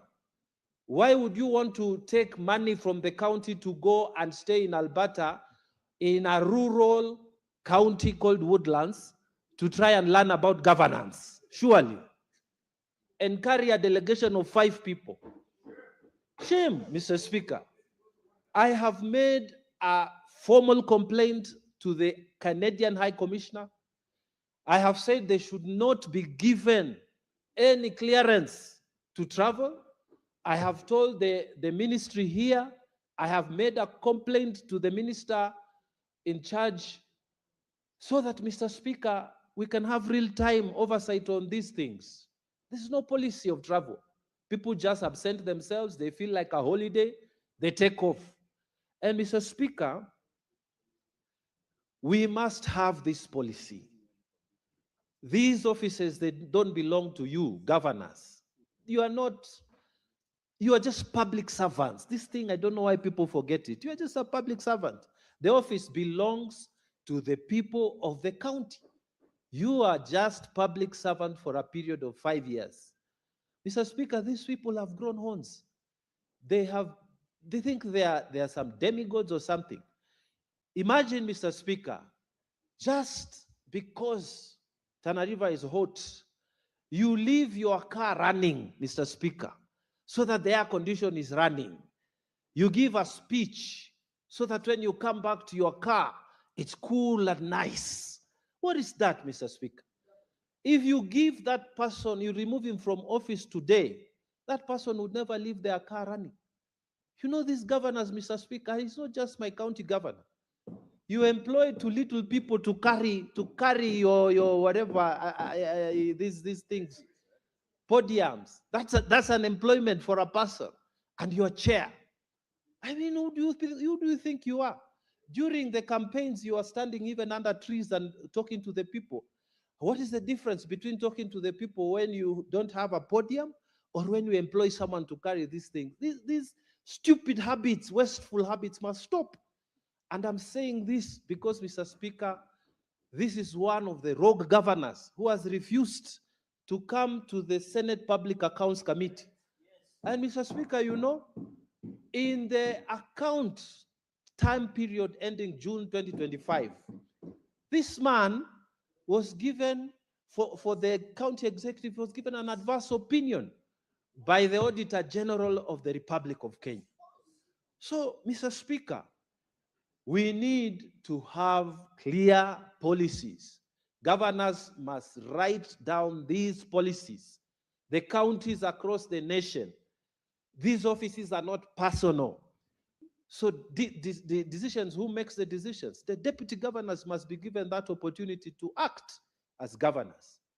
If you are a CEC, you are not well, you have traveled, you've gone abroad, there must be a policy that will allow another CEC to act for you during that period. It's not your personal office. Why do people hold these offices like they belong to them, Mr. Speaker? Why do people change so much? Why? Or is it the title, His Excellency? Is it the title, Honorable? You are servants of the people. I don't know why people change. They suddenly think they are so big, so important. And yet these are offices that belong to the public.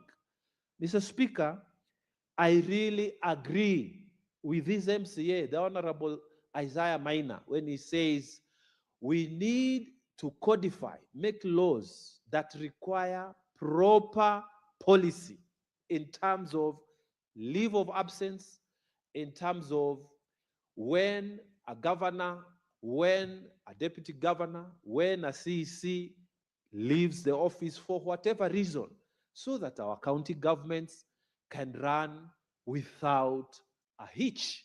Decisions can be made without a problem. Let us not personalize these offices. Mr. Speaker, let us not personalize these offices. The other recommendation that was given through the legal committee, the Justice and Legal Committee of the Senate, accepting what the Honorable Maina had said through the petition he filed. He says there must be a uniform law determining how quorum is found within all the county public service boards. Mr. Speaker, county public service boards in the 47 counties have become a source of grief for the people of Kenya.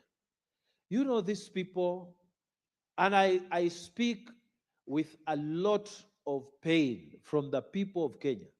A lot of applications are done to them. And the people, they don't, you see advertisements, people are called for interviews, and then the whole thing goes quiet. You don't know if you are successful, if you are not. Then all of a sudden, some people are given letters, others are left. Our young people are left hanging. They don't know what has happened to them. Mr. Speaker, county public service boards have become a law unto themselves. They don't respond to inquiries. They don't operate transparently. Even when they employ, they don't have a clear, transparent manner in which they return the results of those employment applications. County Public Service Board, Mr. Speaker, have become a source of many audit queries. And I'm speaking for the Public Service Board in Tana River. Mr. Speaker, there have been a lot of queries in terms of high legal costs. People sue the County Public Service Board at the kind of fees the County Public Service Board is paying. They are unreasonable. Unreasonable. Cases that are very simple and should be resolved just by discussions, they prefer to put a lawyer because one hand gives, the other hand collects. Mr. Speaker, we must bring order. So I really agree with the Honorable Mr. Isaiah Maina, the member of Olesus Ward from Nandi County, in this proposal that has been approved by the Senate Justice and Legal Affairs Committee. So, Mr. Speaker, I want to encourage the committee to quickly move. The time is not with us. Let us make a difference to how our counties operate. Let that law come, Section 58A of the County Governments Act, the proposed amendments. Let us debate it very quickly. It will come here as a committee amendment, so we will move it very quickly on the order paper. And I know that this Senate will support it very quickly so that we can start making our counties function properly. I also want to just repeat, as I sit, Mr. Speaker, that county members of MCAs, members of county assemblies across the counties, please don't sit there. Let us keep on cooperation. If you see the law is not working, come and talk to us, like the way the Honorable Isaiah Maina did, and we will be able to listen to you. We will be able to improve the workings of our county governments. For the time that we will serve in this Senate, we will assist you. And Mr. Speaker, I wish Mr. Isaiah Maina was here because this is the kind of public servant that deserves all the support. And I know if Senator Gerard Gay goes to be a governor, he will support the Honorable Maina to be the Nandi senator so that he can come here and help us to make the laws. These are the kind of people we should help to develop our legal system and make our places where we work better. Mr. Speaker, with those many remarks, I beg to second this report. I thank you, Mr. Speaker.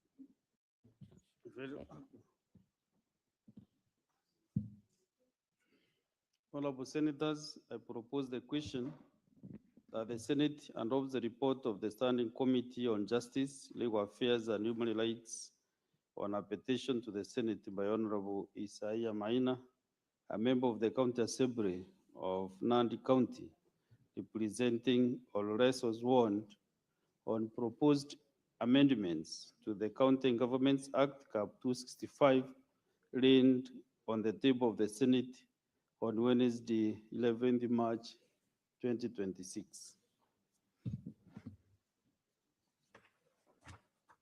Before I open the floor for debate, let me make this communication. Honorable Senators, I would like to acknowledge the presence in the Speaker's Gallery this afternoon of Mr. Obino Nyambane, HSC, who is in the Senate, on a courtesy call to Senator S.A. Okenyuri, MP. Honorable Senators, Mr. Obino Nyambane, HSC, is a multifaceted individual with a passion for education, culture, and arts, a renowned thespian who has graced the stage numerous times with the captivating performances to his audiences. His love of arts led him to take on leadership role as a director of culture in the county government of Kisii. He worked tirelessly to promote and preserve the rich cultural heritage of his community. He is also an dedicated teacher with a strong commitment in shaping young minds, and his impact extends beyond the classroom.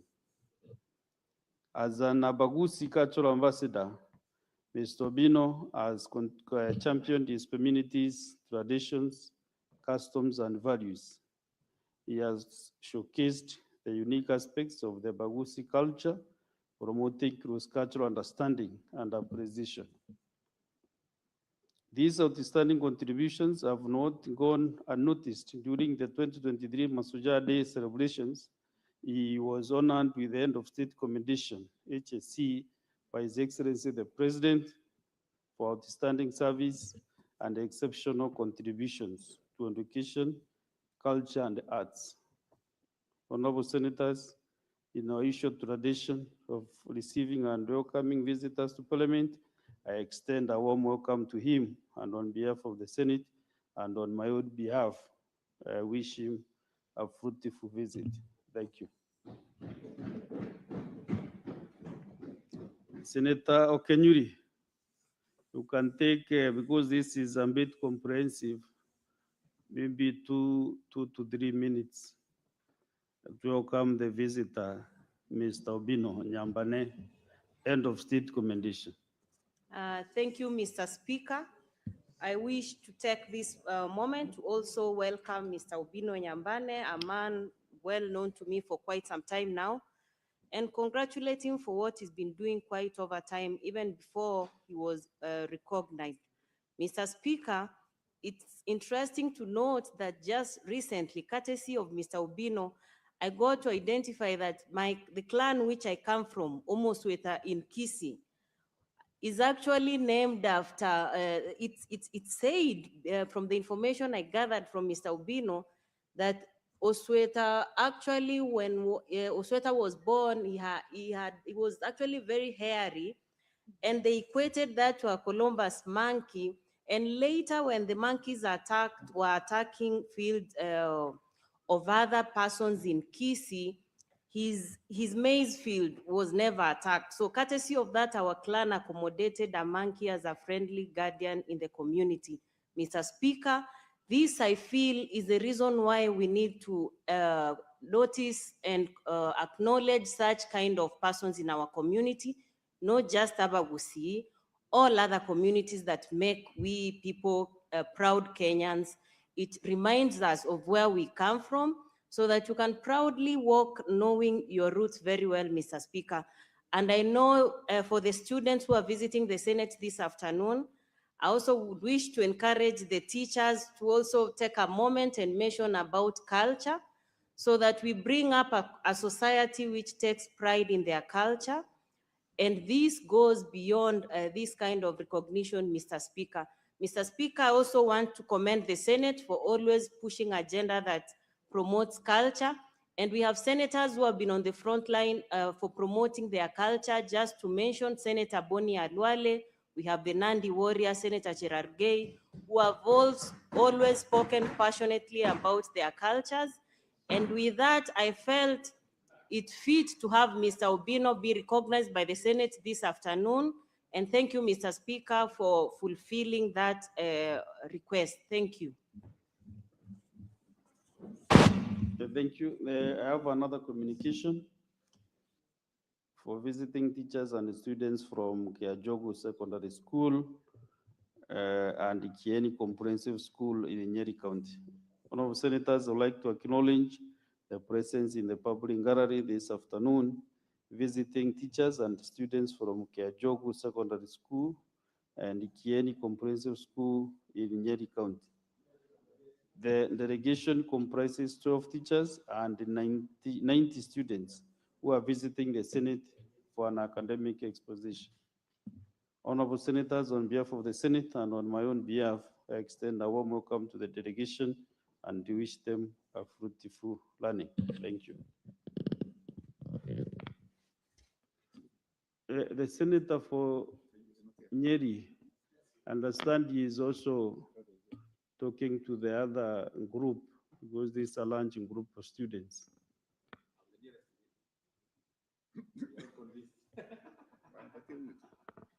No, I want to give Senator Mandago the opportunity to welcome the students from Nyeri County.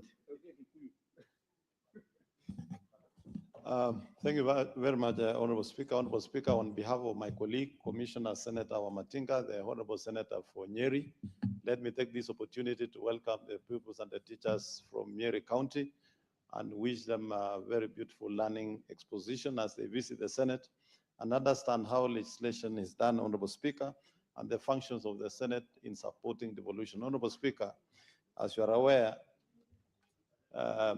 early childhood education is devolved and is part of the very foundation of education in this country, and is a function of the county that we as a Senate, including the distinguished Senator of Nyeri, oversights that function, Honorable Speaker, including the vocational training centers. We therefore want to wish these learners all the best, and hopefully in the near future, Honorable Speaker, some of those seated today in the gallery will be in this house debating and also making progressive laws that are going to take this country forward. I wish them well and also extend a warm welcome to them to Uasin Gishu County in the future. Honorable Speaker, I thank you. Very well. Now we go back to our normal business. I want to now open the floor for debate on the motion from the Jaila Committee. Senator Chalagay Samson.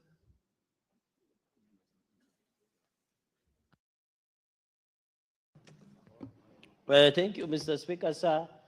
I want to also join you in welcoming the great students from Kianjogu Senior School, is it in Nyeri County, and to wish them well. I'm happy they have just walked in when the debate of a report of a jailer committee is being debated on, and I hope one day, one time, you know, Nyeri is a distinguished county. It has produced the third and most innovative presidents that revolutionized economy of our times, His Excellency Mwai Emilio Kibaki. So we hope you will emulate the standard is already set. And it's also a beautiful county where the Mau Mau are pricing. Although we have a fake Mau Mau in the house who looks like one, but we know of the original ones that were in Nyeri. And of course, they joined Koitalel and the rest to fight for liberation of this country. So feel most welcome, and I hope you learn as much as you can. Mr. Speaker, as the Nandi County Senator, or the Senator of the Republic of Kenya from Nandi County, I want to congratulate the Committee of Justice, Legal Affairs and Human Rights, led by the distinguished Senator of Bomet, Senator Hilary Sigei, Wakili, for this, considering this petition by Honorable Isaiah Maina, who is the current Olesos Ward MCA, on this issue of various legislative proposals. And I'm happy with the quick intervention, Mr. Speaker, on how they have considered. Honorable Maina is having his first term as Olesos MCA and also a member of County Assembly of Nandi. And I'm happy that we need this conversation. We need, you know, the county assemblies and the Senate play concurrent. The others are primary, we are the secondary oversight. we do oversight. So I want to thank him for finding it wise to bring such proposals to the Senate. And I think I remember the former MCO of Nandi Sword called Gideon Koech. He had also brought a proposal and adoption during the last session, Mr. Speaker, on the issues of tea. So this House is ready to welcome any innovative idea, so long as our main aim, Mr. Speaker, is to make devolution work. You know, Meru, where I also come from, my second home, the MCS also have been very good friend of mine. I want to encourage them. This is the role MCS we want to play. Mr. Speaker, we understand MCS face a lot of challenges. You and me know that. And I'm happy you are the mover of the motion in giving them financial autonomy. We want that when they get that financial autonomy, and the president has assented, they get their independent vote from control of budget through the National Treasury, they should be able to do oversight without fear or favor to anybody, Mr. Speaker. Now, the problem we have with some of the MCS are appendages of the executive of county governments, where even they explain more programs than the governor. You walk into the function, you think some MCS are CECs because they speak so much about county government executive as opposed as to doing their work of oversight. I know the challenges MCS face, like the issue of salaries, Mr. Speaker. I want to thank His Excellency the President because I saw him, Mr. Speaker, at County Assemblies Forum, where he assured that the SRC and the Prime Cabinet Office will be able to sit down and address the challenges of salaries, the challenges of allowances. The issue, Mr. Speaker, is to build the ability and capacity for the MCS to do their job. Mr. Speaker, you and me know, whenever problems happen in our villages, the first house all Kenyans go is the member of County Assembly. And I know Senator Metu is well versed because he served in the County Assembly in Nyandarua at some level, at some point as the, I think the public PA, personal assistant to one of the speakers, Mr. Speaker, who wanted to be a representative of us, but he didn't succeed. Mr. Speaker, so therefore, we are building the capacity. Mr. Speaker, you know MCAs should also be given mileage allowances. They should be given sitting allowances. They should be given office management, Mr. Speaker, allocation of office, so that they get researchers. They are able to do a good job the way they have Aisa Maina has done. They can petition, Mr. Speaker. So I want to assure the MCAs of this country. I saw my friend Wamaria from Naivasha. He used to be a good friend of mine. He used to be one of the biggest supporters of UDA. But I saw Senator Metu has convinced him to preach another gospel, which is very, Mr. Speaker. And coincidentally, Metu is a very sharp person. I didn't realize until today, when they were receiving the former nominated Senator Omanga, which we served in the last session, and was our prolific campaigner in UDA, the only person who was sharp not to wear the DCP cap is Senator Metu because he's still in UDA. And I want to call the UDA, Mr. Speaker, I want to call the UDA party to punish the member for Embakasi Central, the member of Naivasha, for promoting another political party contrary to the law. I want to challenge the UDCA disciplinary, Mr. Speaker. There is a point of order from Senator Metu John. Thank you very much, Mr. Speaker, sir, and statement of facts. I mean, my brother was going on very, very, very well until he, and you see, I was just quiet because yesterday you are really on my case when I tried to defend myself against the aggression of Senator Cherargei. But I think he has continuously misled the House that I was at the party headquarters receiving the Honorable Millicent Omanga. May I inform you, Honorable Speaker, that I have been in Parliament since 8 in the morning. I was here since 8. I have not been to the party headquarters, and my not wearing a DCP cap is only because I was not in that function. I would have worn it, so he should not celebrate. And he should not first mislead the House that I was there. I was not there. But if in the event I was there, I would have worn that DCP cap.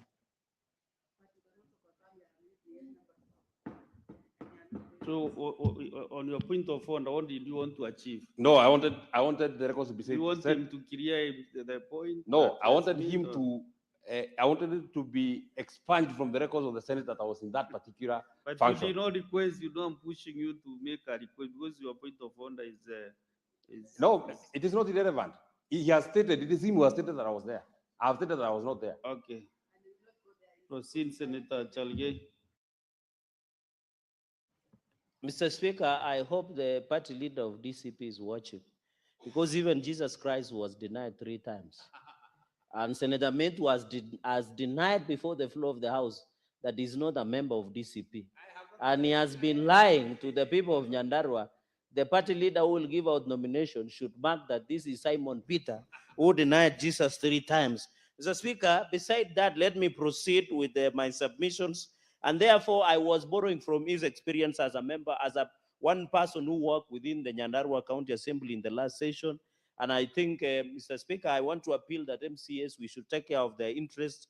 We are not saying, and Kenyans should get this right, we don't want MCAs to be paid or for the sake of them being paid. We want them to build ability and capacity. So the way you have done, legislative proposal, brilliant, beautiful. Mr. Speaker, as a Meru elder, Jurinjek elder, you saw it through and you thought that the best way for the MCAs to do their work independently is to give them financial autonomy. We need to improve on their own allowances, on their own salary, on their own mileage allowances, on the office operations, Mr. Speaker, so that they can have researchers, they can have people who can assist them, Mr. Speaker. Number 2, on the issue I saw in the proposal from the petitioner, is they want deputy governors not to be assigned the roles of CEC. Mr. Speaker, the reading of Article 179.45 says that the chief executive of a county is the governor, and the deputy chief executive is the deputy governor. The reading of Article 179.5 says that when there is an absence of a governor, they are supposed to delegate their role to the deputy governor, Mr. Speaker. But what we have seen, whenever governors and their deputies, they campaign together because of different dynamics in counties. But when they get elected, they start fighting, Mr. Speaker, over positions because of power. People want power. You saw our colleague, the senator of CI, saying we want power. Tunataka power, Mr. Speaker. That is when now the fight begins, Mr. Speaker. You saw what happened in Kericho between the governor and the deputy governor, Mr. Speaker, since they were elected. They have never seen eye to eye. You remember in the last impeachment against the Kericho governor, the deputy governor was also among the complainants accusing the boss of corruption allegations, Mr. Speaker. You have gone to Wazingishu, where the former deputy governor resigned out of frustration from the governor and the executive of Wazingishu, Engineer Barrot. You saw Trans Nzoia, Mr. Speaker, where Philomena Kapkea, the distinguished lady deputy governor, that matter was even brought to the Senate, Mr. Speaker. There was an issue of disrespect to women, Mr. Speaker, by the governor of Trans Nzoia, and I want to thank the ODPP. I've seen they have appealed against the acquittal of charges on corruption against the governor of Trans Nzoia. Mr. Speaker, I am worried, and I don't know whether colleagues saw, at the verified social media platforms, I saw the distinguished governor of Trans Nzoia trying to profile some communities within Trans Nzoia. Mr. Speaker, you need to know that Trans Nzoia is a cosmopolitan county. I want to appeal to NCIC because I saw in social media, verified social media platforms, the governor of Trans Nzoia trying to profile some communities, especially the Kalenjin. I want to challenge the NCIC that they should move with speed and arrest and investigate that incitement that was carried by Trans Nzoia governor, which is contravening the NCIC Act, Mr. Speaker. Because I remember the last time I made a comment, I was put in a Land Rover that did not have brakes. I went through the process, Mr. Speaker. I was in Milimani. I slept in many police stations because of that. Although later I was acquitted, Mr. Speaker, because what I said was not misconstrued to be incitement, Mr. Speaker, ethnic, and what's governor of Trans Nzoia should be stopped. Because, Mr. Speaker, if we allow the governor to profile communities, and you know you are a governor of county, why would you want to profile communities? I thought when you are a governor of everybody. So we had that issue of deputy governor, Kapkea, also Siaya County, Mr. Speaker. You saw when the Siaya governor brought the deputy governor, William Odwal, in CPA, we refused to impeach because we found those who are political vendettas. The governor went ahead, Mr. Speaker, and locked Deputy Governor William Odwal. They took the car from him, they changed the locks, they chased away, they sent goons in Siaya town, Bondo town, Mr. Speaker, or Siaya town. The governor, deputy governor of Siaya cannot access his office up to today. And that is why when I saw the governor of Siaya yesterday, Mr. Speaker, trying to lecture the president, I was shocked. Because he who comes to equity must come with clean hands. What can Governor Orengo tell us about democracy? What can he tell us? rule of law and democracy? Who is he teaching? Because he himself is intolerant against his deputy, who he was elected jointly DG Odwal, who cannot access the office. Then he tries to lecture the President of the Republic of Kenya. That is shameful, Mr. Speaker. So I want to appeal, even when you go to another county, I was just a number of the counties, Mr. Even my own county, Nandi, the deputy governor has just been reduced to be a flower girl. Only to go to the office, stay, go away, read newspapers. I think the intenders of the Constitution, Mr. Speaker, as per Article 179, 4 and 5, was that it would be the wisdom of the governors to ensure that deputy governors are assigned duties. And I'm happy. A number of governors have assigned their deputies. I don't know, your new deputy governor of Meru, I've not known much, unless the other day when she was being nominated, I saw her landing with a chopper, but I've never heard much from her. But the point I'm trying to make is the governors have opportunity to assign them. And we are not saying, and I know women leaders like Senator Joyce would not be just excited that women are nominated to be deputy governors. That's not enough. They must be given power. They must be given real power so that they can exercise, Mr. Speaker. So, Mr. Speaker, on this issue of deputy governors. Senator Chalige, you know, it's only that I'm not on my issue seat as the senator for Meru. Because in my mind, I don't remember when a deputy governor for Meru came to Meru on a chopper for that purpose. It's only that now I'm seated here now, unless it's Senator Chalige can ask on my behalf for you to substantiate, because that is not a statement of fact. Maybe you saw something on social media, but maybe you should verify your information. I thought, sorry, I think it was one of the CCM nominees who landed with a chopper. Sorry, I think I mixed it up and I apologize. But the point I'm trying to make is that governors out of Article 179.45, and I wish the senator, the chairperson of JLAC would have sat, because the drafters of the Constitution imagine that the county executive would function like it would function properly through where the governor and the deputy governor are able to work in peace, Mr. Speaker. And therefore, this issue, I want to insist, I've just given an example to the House, Mr. Speaker, on the deputy governors, was to ensure, Mr. Speaker, was to ensure that I would be hesitant. There's a point of information, point of order.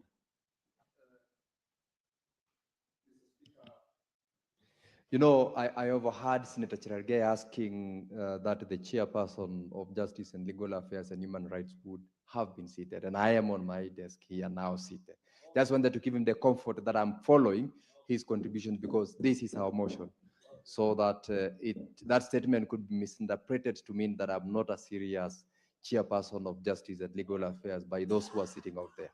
I am present and seated and listening, keenly following your contributions. Senator Sige, you should have comfort, Chair Jailak, that the Senator Mungatana give you all the accolades that you are one of the best chairs. And as the chairperson liaison committee, I want to confirm that you are doing so well in your committee. So when you ask through is here as the chair liaison, then you have all the comfort and feel okay that you are doing so well in your committee. Senator Chalige, proceed. Thank you, Mr. Speaker. You know, I had seen the chair Jailak being distracted by Senator Metu, so I thought it would be important that, or they were consulting, not distracted, they were consulting. They was consulting on a few matters of national importance.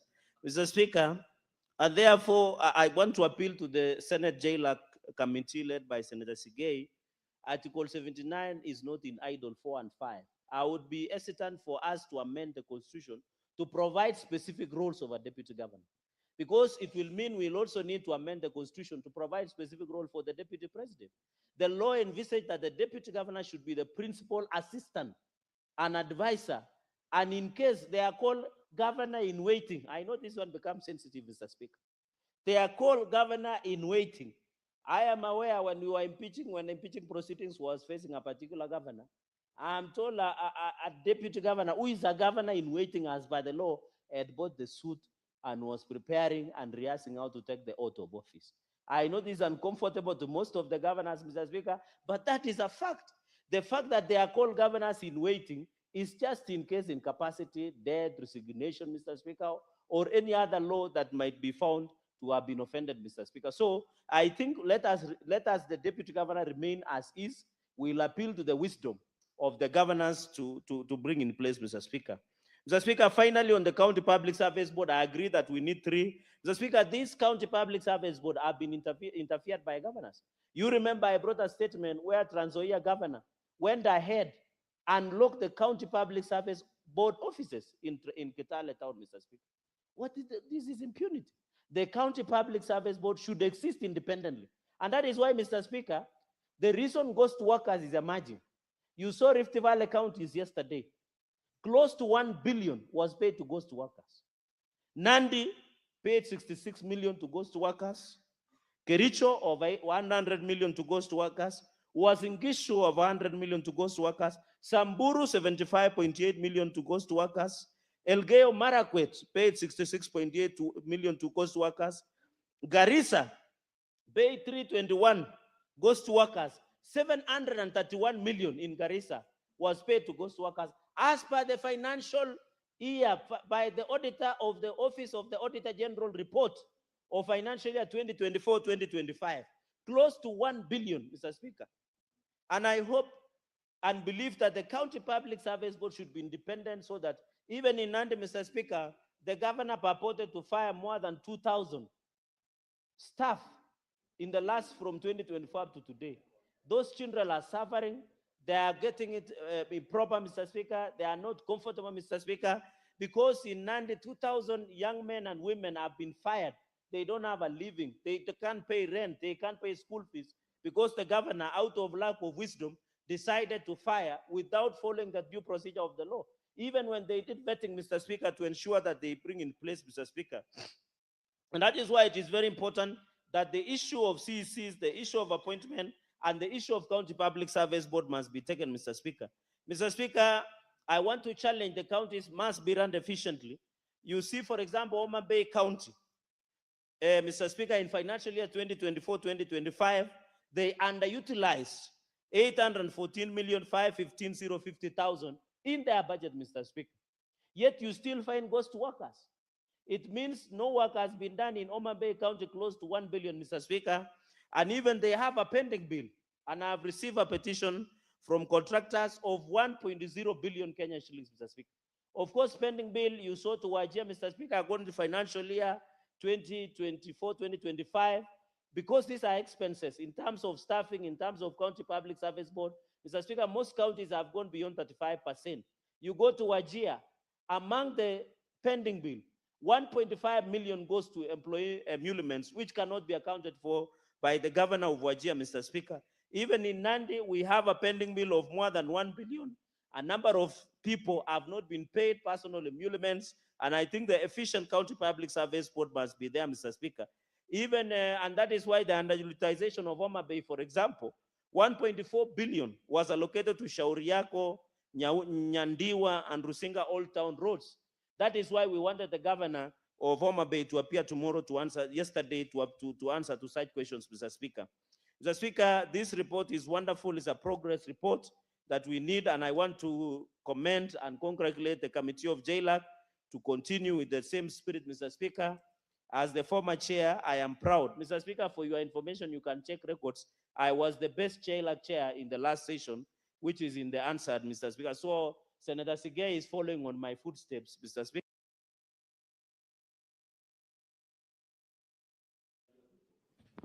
1 minute then as you conclude. Who is my people? Sorry. No, Senator, sorry, Senator, sorry. Sorry. But you have your people from Meru. 1 minute.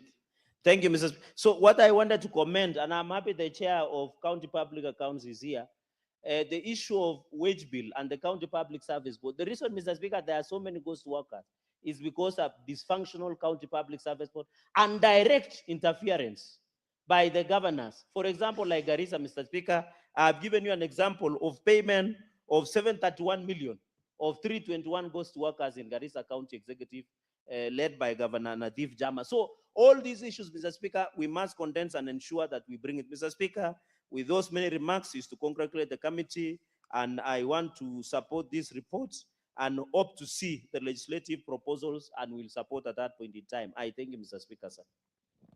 Very well, Senator Korir Joyce Chepkoech.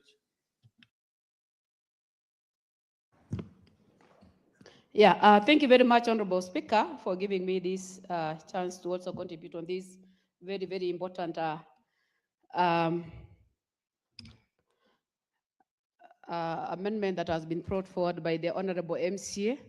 I also want to thank the chair, able chair, who happens to be my senator, Honorable Wakili Sigei, who is also the chair, Chailak. I must commend him for the wonderful job that he's doing for this country and for the committee. And Honorable Speaker, by so saying, Honorable Speaker, I just want to say that our MCAs are undergoing a lot of challenges. Challenges, Honorable Speaker, that the public has high expectation and role confusion, Honorable Speaker, which has, Honorable Speaker, made these MCAs not to be able to do their role in terms of oversight and legislation properly, Honorable Speaker. Honorable Speaker, I want to say that a number of counties are facing a lot of challenges, which I want to believe that the amendments that are being brought forward by the members of the County Assembly, having served within the County Assembly, Honorable Speaker, I want to say that the MCAs are facing a lot of challenges. And the amendments that have been brought forward, Honorable Speaker, I must thank the committee because I believe they will be able to assist them and make sure that the county, the government act will be reviewed, Honorable Speaker, to be able to assist these honorable members in terms of their oversight role, Honorable Speaker. I'm saying this, Honorable Speaker, because we have a lot of challenges, and the members of the county assemblies have a lot of challenges. Challenges ranging from funding and resource constraints, which I want to say that despite the fact that the Senate is fighting day in, day out to make sure that the resources are sent to the county governments, Honorable Speaker, it becomes a challenge for the members of the county assembly to play their role because of the difference between the executive and the members of the county assembly, and also the high expectation that is coming from the members of the public, where they believe that the members of the county assemblies are also supposed to be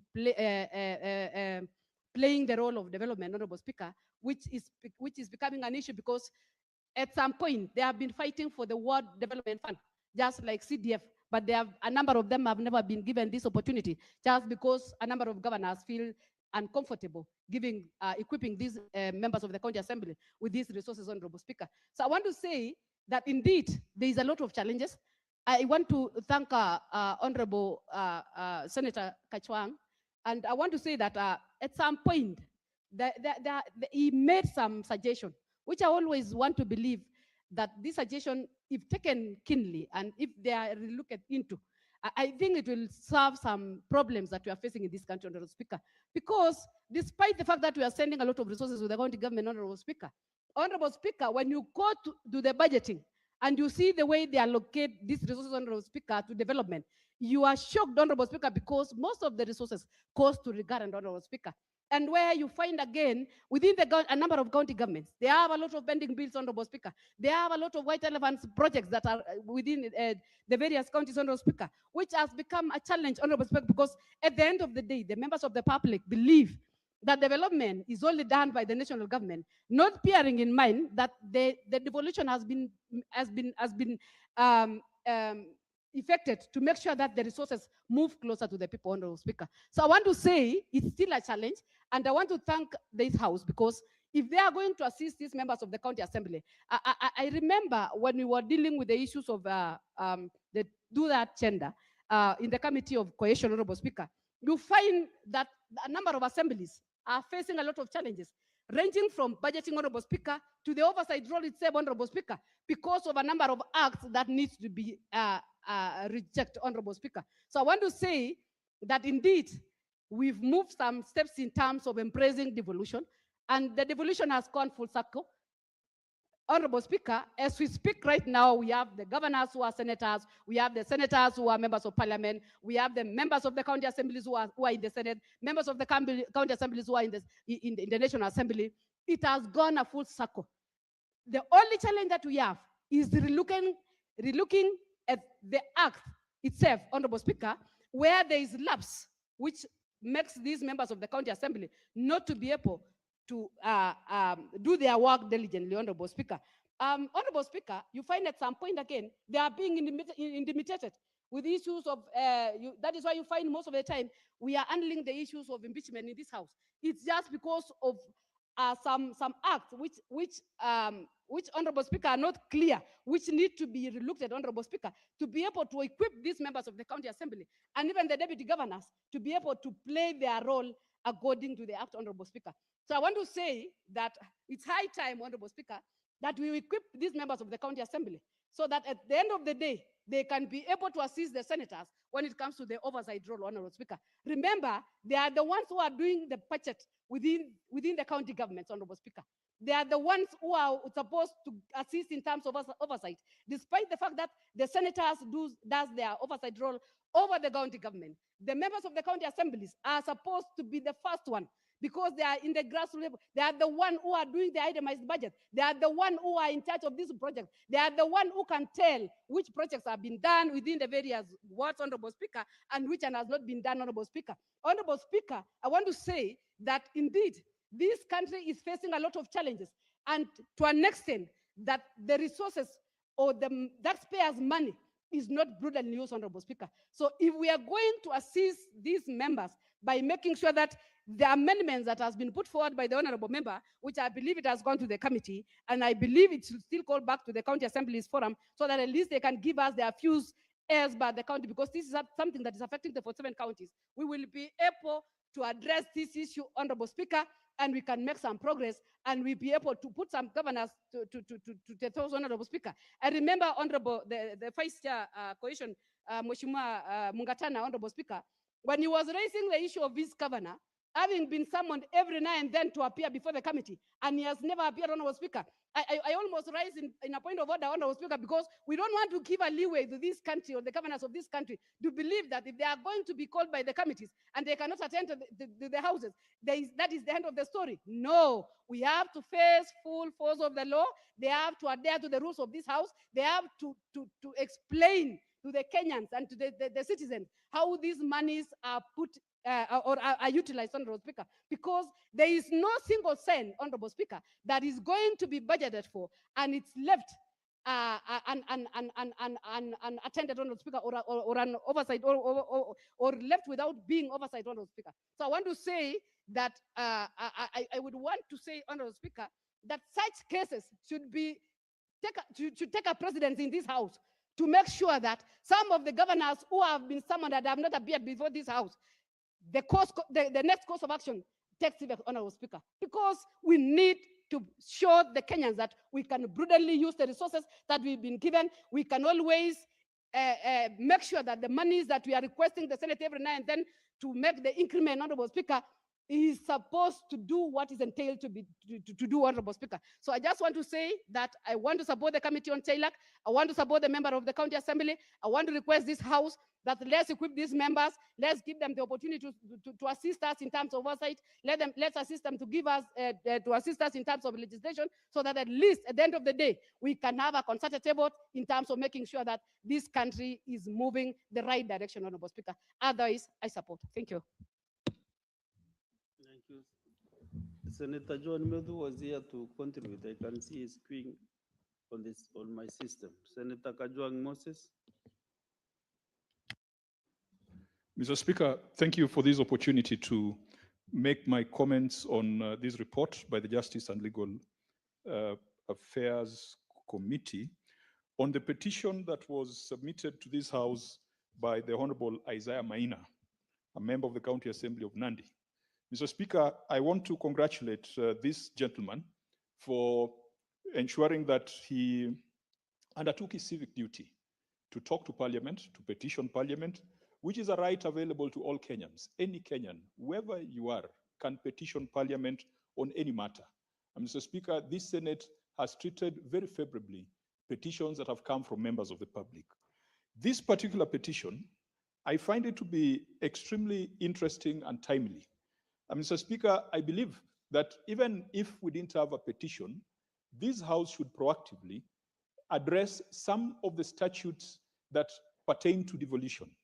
It is now more than 10 years.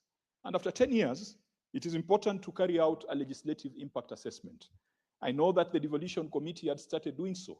And I know that in the last parliament, towards the end, I chaired the devolution committee, and we had a work plan where we said we needed to look at the County Governments Act, look at the Public Finance Management Act and the regulations that pertain to county governments, look at the Public Procurement and Disposal of Assets Act and the regulations that pertain to county governments, look at the NCIC Act on the provisions of ethnicity in county governments, look at the various regulations and circulars that we have issued pertaining to county governments. Mr. Speaker, recently I was dealing with a county that had challenges in ensuring that the ceilings that the Senate had given with respect to expenditure on premises or residences of speakers was concerned. Mr. Speaker, about 4 or 5 years ago, we gave a ceiling of about, I think, 35 million for speakers' residences, 40 million for deputy governors' residences, and 45 million for governors' residences. The reality is that inflation has rendered those ceilings untenable. And Mr. Speaker, we need to come back and look at some of these ceilings that we set up for residences, for headquarters, and I think it's a conversation that should fully occupy the devolution committee, because that is when we'll be doing justice to county governments.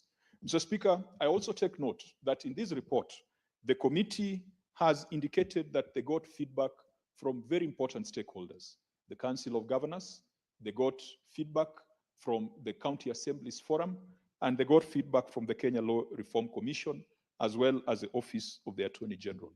Mr. Speaker, let me talk about the County Assemblies Forum. County assemblies have got legislative power, just like the Senate has legislative power. County assemblies have got oversight powers, just like the Senate has oversight powers. In fact, Mr. Speaker, the power that the Senate has to summon any person is a power that is available to our county assemblies.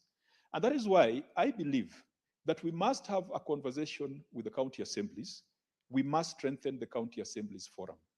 We have had some problems with them from an accountability perspective. For example, initially, each county assembly would contribute something like 5 million Kenya shillings every year to go to support the operations of CAF. That brings it to more than 200 million shillings a year. Mr. Speaker, the problem we have had is that that amount is not audited. There is no oversight on it. The conversation we have been having with county assemblies is that if they could petition Parliament, because there's some legislative proposal that is before the National Assembly, this House has already processed it. But we don't know whether it will see the light of day, because even in the last Parliament, a similar proposal was not concluded. If they could petition Parliament in the interim, it would be possible for us to advise County Assemblies Forum and the Society of Clerks at the Table, another body called SOCAT, that it would be okay for member assemblies to contribute, provided that those contributions can be audited by the Office of the Auditor General. That has been the missing link. But if we could build the capacity of the County Assemblies Forum and the clerks who serve in the county assemblies, Mr. Speaker, I believe that the quality of legislation would improve, and I believe that they would have the necessary competence and capacity to petition Senate to amend national legislation. It took the Honorable Isaiah Maina, a member of the County Assembly of Nandi from Olesos Ward, to make these proposals via a petition.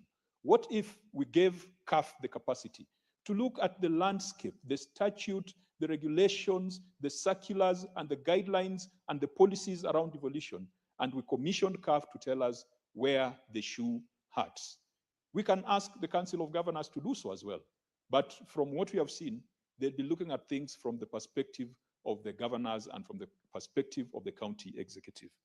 Mr. Speaker, this petitioner requested that Senate considers a few things that I think are valid. One of them is on accountability of governors to county assemblies. I have not seen very clearly what the chair has proposed, but I think that this is something that is long overdue. There is a county government defined in the Constitution as comprising of the county assembly and the county executive. It is a misnomer, Mr. Speaker, that a governor would take a journey from Meru to come and appear before a Senate in Nairobi but refuse to appear before the assembly in Meru. Mr. Speaker, it is a misnomer. It is a misnomer. And I do not know where we set that precedent. There was some court ruling in Bungoma that used to be referred to way back in the past. I don't know whether it's still valid. There is no reason why a governor elected to represent the people of Meru, the people of Bomet, or the people of Homa Bay should never be subjected to oversight by the assembly. That the only time they go to the assembly is when they're doing a state of county address or when they're opening the assembly. The problem we have is that we want to equate governors to the president of the Republic of Kenya. In as much as we have 47 county governments, we are a unitary state. We do not have 47 presidents. We have only one president in the Republic of Kenya. The rest are heads of government. It is the name that has changed. They used to be called mayors and chairmen of councils. But today we have a situation where some imperial mindset has entered the leaders of the revolved units, and they look at county assemblies as small places and members of county assemblies as small people who they cannot be subjected to. And yet, Mr. Speaker, you know, as is in the case of Meru, it was the county assembly that decided who is the governor today. The people decided, but because that governor looked down upon the county assembly and was not doing the things that the assembly had passed, the assembly decided to impeach that governor. If an assembly has the power to impeach a governor, how then can we argue that an assembly has no power to call a governor to appear before it, to respond to financial issues, to respond to issues of statute? Mr. Speaker, if we have not granted that prayer, I would want to recommend to the Justice and Legal Affairs Committee that we rethink it. Governors are not presidents. They are heads of a government that is defined as comprising of the executive and the county assembly. Primary oversight can only happen if the government subjects or submits itself to the county assembly. Mr. Speaker, some of the things we are dealing with on a day-to-day basis that is giving us problems here in Nairobi in Peak and Park, we are oversighting implementation of regulations passed by county assemblies.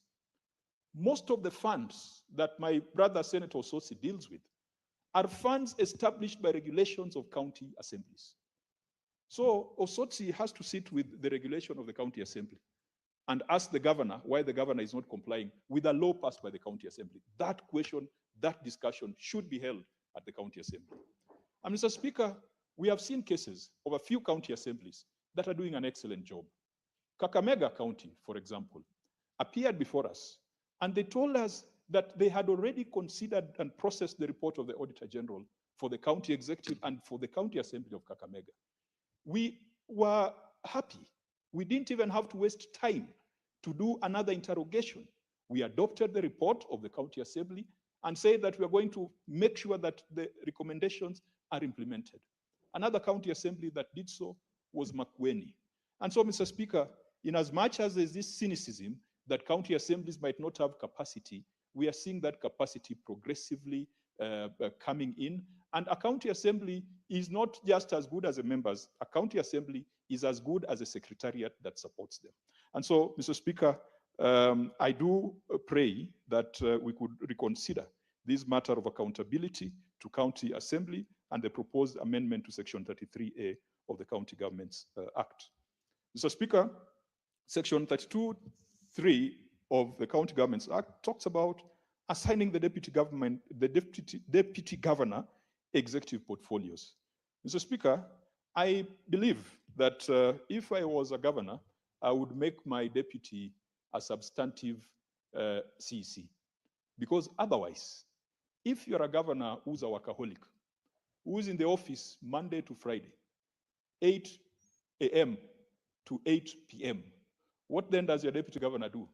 Do they just sit there and wait for you to die and wait for you to be impeached so that they can take over? In fact, they can be so idle that they can start cooking up schemes to have you impeached. I believe that a deputy governor, instead of just sitting there as a flower boy or a flower girl, should have a substantive responsibility within the county.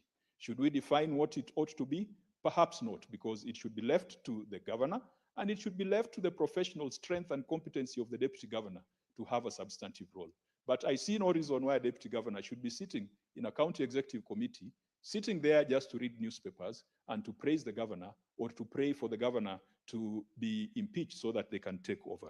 I hope that that prayer on assignment of executive portfolio to deputy governor is a prayer that the committee has affirmed, but I think the petitioner didn't want the deputy governor given executive roles. But I believe that the deputy governor should be given executive portfolios, and that needs to be mandatory.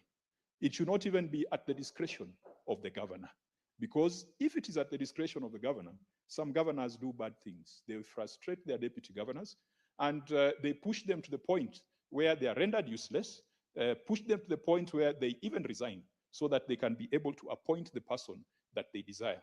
And that appointment is never subjected to the people. The initial election of a governor and a deputy governor is competitive. They campaign, they go and seek a mandate. And the people say that these two are going to run this government so that when one is busy, the other one is in place. The minute you then end up with another governor or deputy governor through a process that is not people-centered, Mr. Speaker, there is a problem there. And it's something that we must think through, because even at the national level, the same situation persists.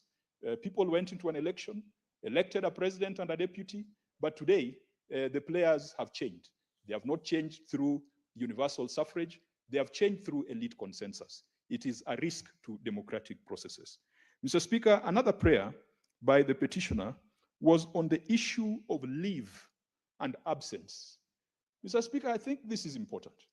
And I see the committee as given the argument that governors and CCs are state officers and therefore should not be regulated in the manner of public officers.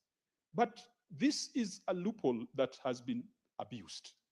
In West Pokot, in the last parliament, Mr. Speaker, this Senate was called upon several times to advise the county government of West Pokot on the prolonged absence of the deputy governor. The deputy governor for 5 years was absent. And Mr. Speaker, on one hand, I think the governor was happy that the deputy governor was absent, but the people were unhappy because they were paying salaries to an absentee. The story was that the deputy governor went to the US to look for donors, to look for medical equipment, and Mr. Speaker, for 5 years, that deputy governor never showed up in office. Is that acceptable? Should we be paying salaries for such a person? Is that even consistent with the principles and values in the Constitution? Mr. Speaker, Nakuru, just recently, the governor went on maternity leave. And it was very difficult to deal with it, Mr. Speaker, because there was an appointment with the Public Accounts Committee. And the governor wrote that she has gone on maternity leave. What do? Do you ask for doctor's records? Do you ask for evidence of pregnancy? Do you ask for evidence of a child? And Mr. Speaker, I can honestly tell the House that we took it as true that the governor was on maternity leave. I don't know, maybe a male governor will tell us one day when he's supposed to come before PAC that he's on paternity leave. And it will be very difficult to challenge it. And I don't know how long a paternity leave is, because the Governor Moranga, Mr. Speaker, recently wrote that he had a small accident, so his foot was injured, so he's taking medical leave for the duration of the audit period. And so he has handed over power to the deputy governor. Mr. Speaker, this is what these governors are going to do, because in this phase, they have realized that the Senate is not shaking. The Senate is not being cowed, is not succumbing to their illegal demands. What they will do, because the law then does not treat them as state officers, not subject to the regulations of public officers. What if the governor of Tana River, and I listened to the statement by Senator Mungatana, what if the governor of Tana River decided that he has caught malaria or sesefly or Nagana caused by sesefly, which I believe is in Tana, and that from January to 31st of March, when he's needed before the committee, is on medical leave. And so it's his deputy that can come. How do we deal with that kind of situation? Mr. Speaker, I think even though governors and CCs are state officers, there must be certain regulations to compel them to be in office to compel them to attend to important public functions. We know governors who, before the war, were spending more time in Dubai than in their counties. We know governors who are always seen in Nairobi at Serena Hotel instead of the counties that they represent. They only go to the counties when there is an exchequer release. They go, they have a cabinet meeting, they sign up, they come back to Nairobi. We know governors who are always lindering ground somewhere, lindering mwananchi somewhere. They spend out of 7 days, 6 days out of the county, only 1 day in the county, just to come and sign and to make authorizations. Mr. Speaker, we need to regulate it. I believe that it is a matter that is ripe for consideration and ripe for regulation, and we should move away from this argument that these people are small presidents, and therefore what happens to the presidency at the national level is what should happen to them at the county level. You wish to be informed by Senator Mungatana? It definitely is my senior. I would wish to be informed. Senator Mungatana, go ahead. Thank you, Mr. Speaker. Mr. Speaker, I just wanted to inform our very respected chair that, in fact, in the US, the practice is the moment the governor leaves the state, the alternate governor, they call him the lieutenant governor, they don't call him deputy, they call him the lieutenant governor, would take over. And it is like a given. In our counties, Mr. Speaker, like the way Chairman was saying, these people come and live here in Nairobi or Mombasa or Dubai before the war started. Yet in America, even when you leave the boundaries of your state, you have to write a letter so that executive decisions are taken. So yes, this practice must be encouraged, Mr. Speaker. If we are following the system of democracy where we have borrowed heavily under the 2010 Constitution, then let's do it all the way to governance. I thank you, Mr. Speaker. Senator Kajwang. Yeah, thank you, Mr. Speaker, and thank you, Senator Mungatana, for that very important information. And I hope we can put it in law or put it in regulation or put it in certain procedures and policies, because there's a time the joke was that every day at 6 p.m., the governor of Mombasa and the governor of Kilifi would bypass each other at the bridge, because the governor of Mombasa would be going to Vipingo and the governor of Kilifi would be coming to Nyali. So, and it was a daily occurrence. So I hope we can have some regulations to ensure that people take their work a bit seriously. I think finally, Mr. Speaker, of the many good proposals that the petitioner had presented, a clear merit-based process for sourcing, shortlisting, nomination, and appointment of CCs. Mr. Speaker, this one we should also consider. We have seen round pegs in square holes. You find a CC for finance coming before my committee. His background perhaps is international relations, and there's absolutely nothing wrong with studying international relations. It's a very important course. But it is not very relevant to issues of PFM, issues of public sector accounting standards, issues of international public sector accounting standards, IPSAS. Mr. Speaker, I have never seen a situation where an attorney general is a doctor. The attorney general must be an advocate, a member of the legal profession. And so it follows that if you're going to be CC for health, then you need to have a health background and some health competence. We can't just say that these are state officers. In fact, Mr. Speaker, even for chief officers, I have seen a chief officer who is an ECD teacher responsible for finance, has absolutely no idea when it comes to financial matters. And that is why they end up getting embarrassed when they come before my committee. Because perhaps you're a livestock technician, you have been made chief officer because you're a relative of the governor. And then you come there, I ask you questions about accrual accounting and cash basis accounting, then you start fumbling, and then you go and say that the Senate is embarrassing people. They are embarrassing themselves by putting the wrong people in the wrong jobs. And so I hope that despite the recommendations made by the committee, that this is something that we can push forward, so that, Mr. Speaker, we have enough competent people to serve as CCs and chief officers in the entire Republic of Kenya in a merit-based process. Enough doctors to run the health sector, enough water engineers to run the water sector, enough accountants or finance people to run the county treasuries. Let us encourage merit and let us move away from these things of political patronage and being politically correct and hiding under the guise of state officers. Mr. Speaker, counties are not countries. We have one country run by one president. Let us not try to replicate it 47 times so that the bad behavior.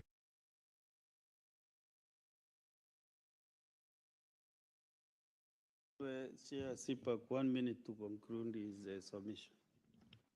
Mr. Speaker, thank you for your kindness. I just want us to, as a house, again, just after the Justice Committee is done with this petition, that the Devolution Committee could finish the job of doing a legislative impact assessment on the various statutes and regulations pertaining to the devolved space. And Mr. Speaker, to encourage the county assemblies that this Senate would look at them with favor if they petition us to find a framework to allow the financing of the county assemblies forum, because in this public participation, we can see the value the county assemblies forum can add when it comes to national legislation.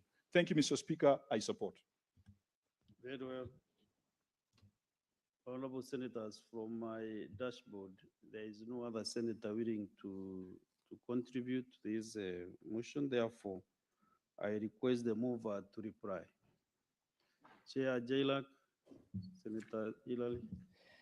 Mr. Speaker, I want to thank you and thank the following colleagues who've taken time to contribute to this very important motion.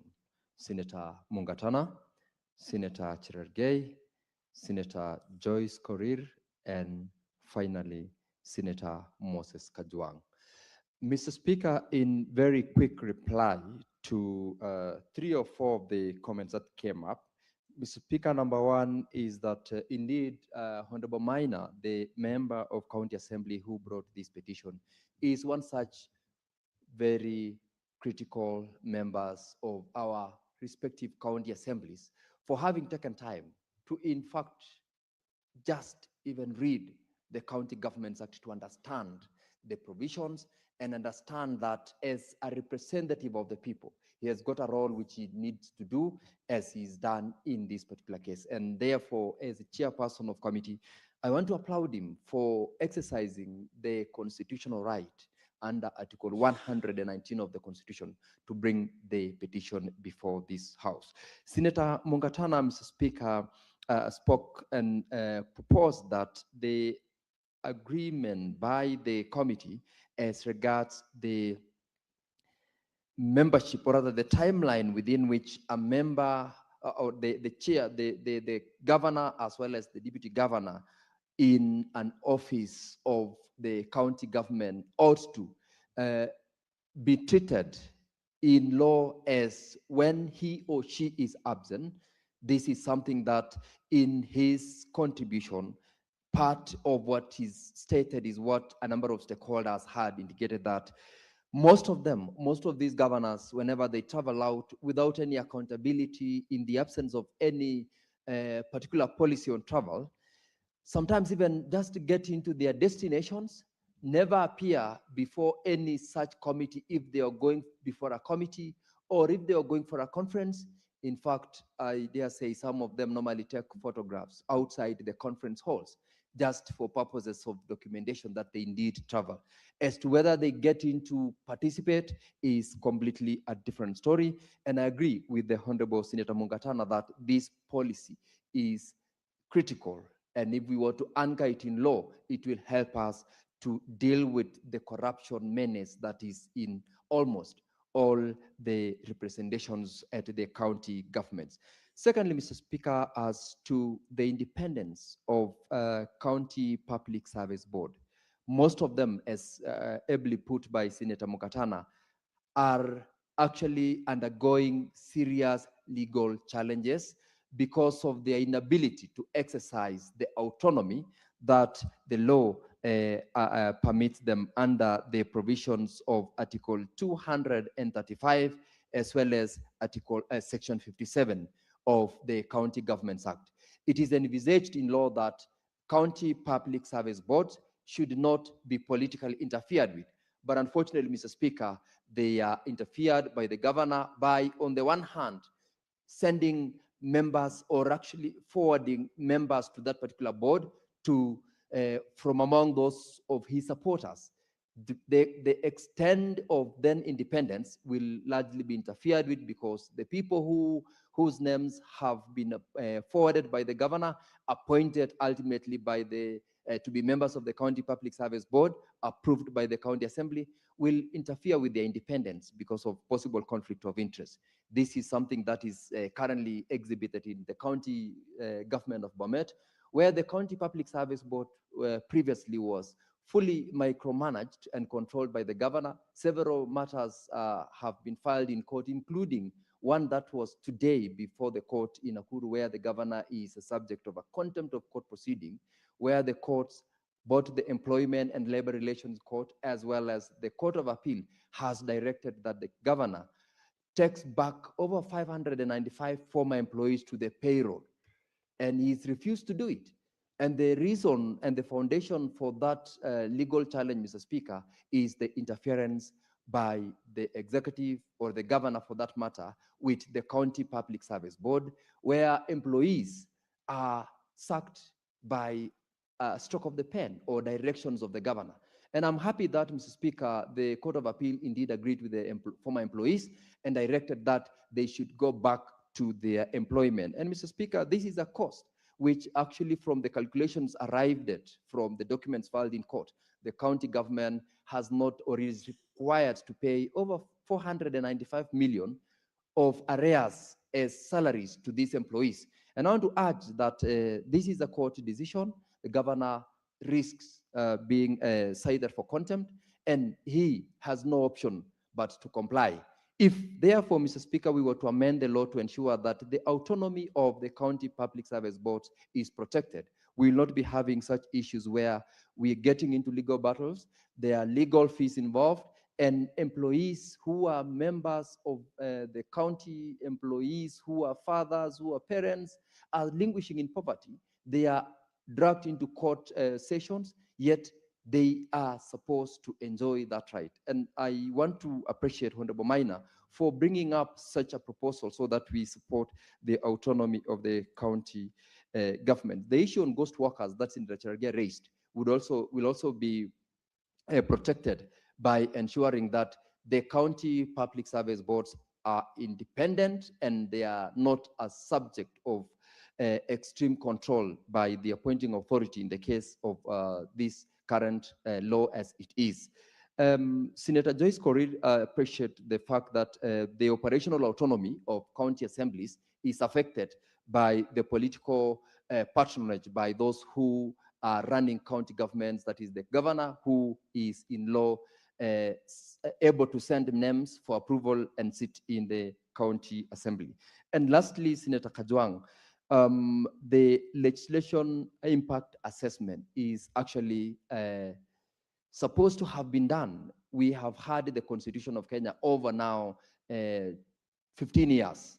A period of 10 years ordinarily sufficient for an institution like the Senate to run through an impact assessment so that if there are laws that ought to be amended, it is right for them to be amended. And this is something that under the recommendation in this report by JLAC, recommendation F, we have invited this Honorable House to permit and recommend to JLAC to make sure that additional proposals that would come from members as addition to the ones by Honorable Minor proposed, those which were agreed upon by the committee, and those which have now been pushed by members, including the one I've just said, on the amendment of section 33, which is ordinarily required to give the county governments a standard, I would say, a standard procedure of appointing,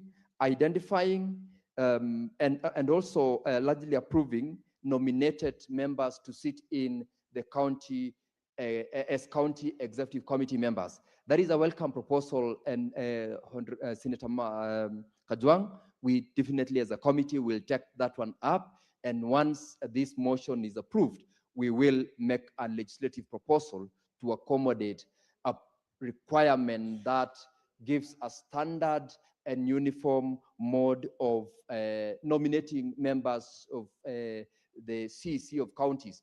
However, the position that the committee had taken is that because of the diversification in our various counties, the standard for nomination is acceptable in law. But as to the numbers and the structure of our various county governments, let that be left out to the decision of the governors, because our counties are different in terms of size, in terms of the population, and in terms of the kind of departments that they can create.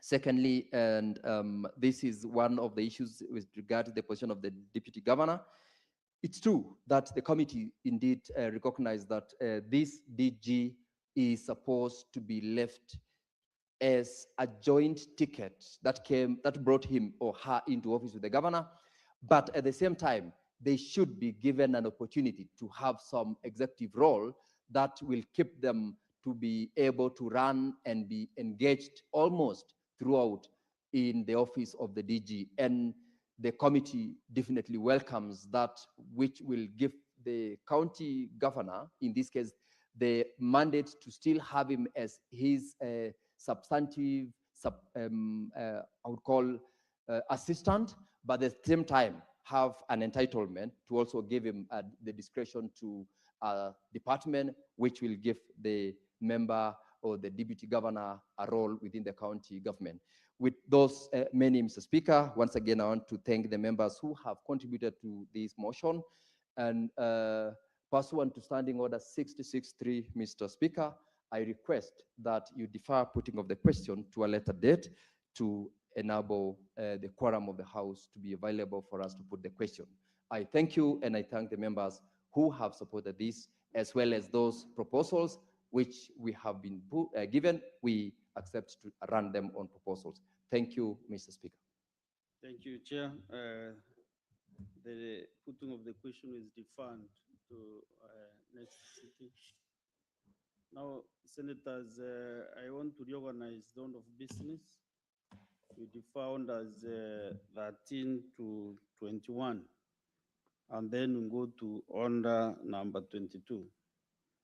Is the motion by the Senator for Muranga County, Senator Joe Newton. Yes, call out the order first with order number 22. Order number 22, motion, inclusion of teacher training college students in the higher education funding model.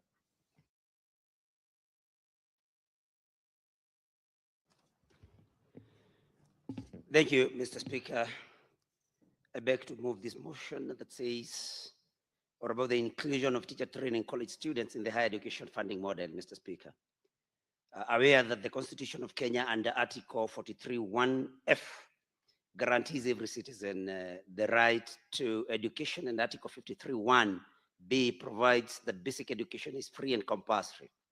Further, aware that the government of Kenya launched the new education funding model in 2023, primarily targeting university and tertiary and vocational education and training TVET students, leaving a significant gap in the financial support for students in diploma and certificate teacher training colleges, TTCs. Concerned that students enrolled in public teacher training colleges are discriminated against and not expressly and fully provided for under the prevailing higher education financing framework, thereby limiting or excluding their access to structured government support for tuition and accommodation. Cognizant that the transition to the competency-based curriculum, CBC, requires a highly skilled teaching workforce, and that the financial burden on teacher trainees, many of whom come from marginalized backgrounds, threatens the sustainability of the teacher supply chain. Now, therefore, Mr. Speaker, the Senate urges the Ministry of Education, in conjunction with the Higher Education Loans Board, HELB, and the Universities Fund, UF, to one, formally integrate teacher training college students into the new funding model to ensure equity, quality, and inclusivity in the education sector, and two, develops regulations and guidelines to define the eligibility criteria for teacher training college students, covering tuition and reasonable accommodation and upkeep costs.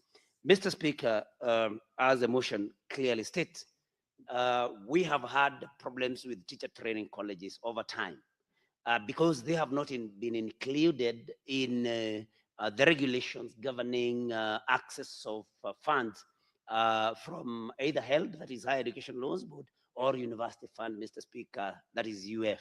And Mr. Speaker, this also being tertiary education, we have identified that there is a gap that the others, in fact, including students in technical training institutes, are able to access funding by government, Mr. Speaker, sometimes a sponsorship and even loans by Higher Education Loans Board. Mr. Speaker, we are elected, or we come to this house, elected by the people, especially elected, to come and when we identify the gaps, to look at what we can be able to do to be able to seal such gaps, Mr. Speaker. We have had very many students of these particular teacher training colleges, dropping out of college for lack of fees. So if the ministry would include them in their model of funding, Mr. Speaker, we would eliminate most of the problems that we have with these students. Mr. Speaker, it must be noted, it must be considered, Mr. Speaker, that we need to train as many teachers as possible because schools are growing, the population is growing. And with this, with the new, education curriculum, Mr. Speaker, curriculum-based, competency-based education, we need to train teachers even more. Sometimes, even as we talk of retooling, we may need maybe in future to have teachers maybe go back to college, Mr. Speaker, and finances will be needed for this. And because we have a very good, we already have a system. It may have its challenges, Mr. Speaker, because I know that we have challenges with the new university funding model, which I do not want to discuss because it's not exactly the subject matter of this motion. But because we have that particular model, we have that particular facility, and we also have university fund, Mr. Speaker, it's important that we onboard teacher training colleges into this particular program so that they can also benefit. In any case, Mr. Speaker, the more we train teachers, the more we are sure that our schools will be better staffed tomorrow. And Mr. Speaker, with the government boasting of employing, I don't know how many teachers since it came to power.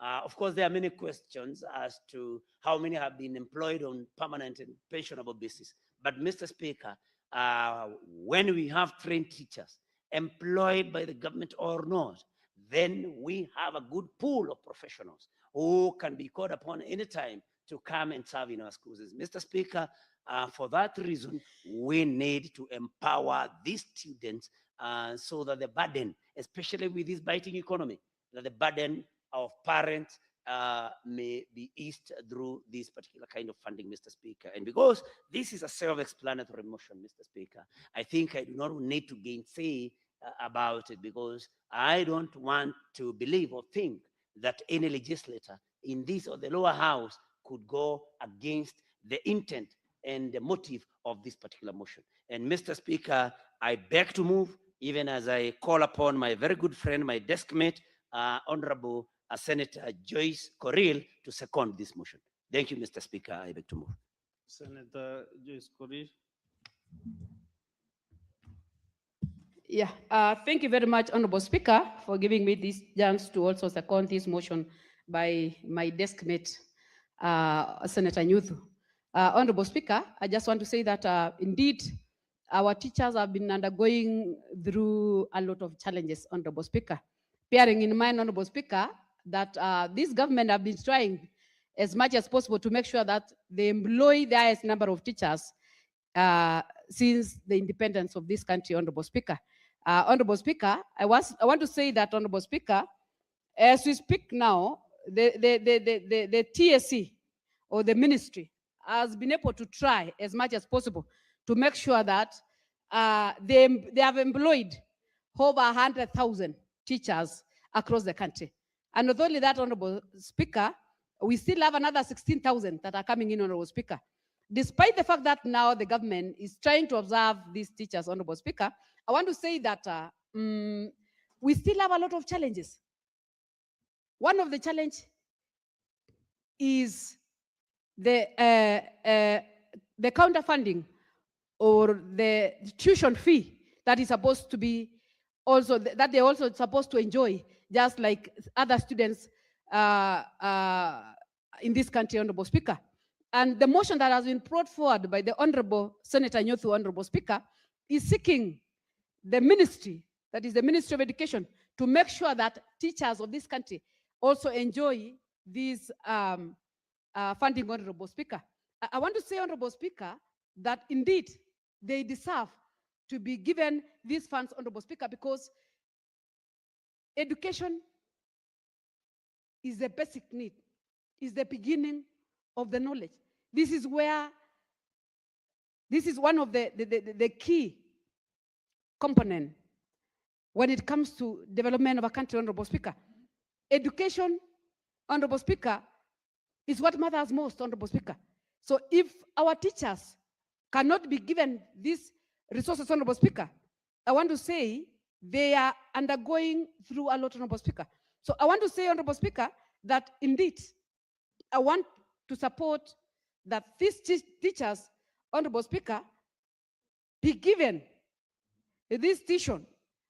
And also the ministry should come out with the criteria of covering this tuition fee, Honorable Speaker. They have already done a number of them. I remember they did recently the one for the TVET.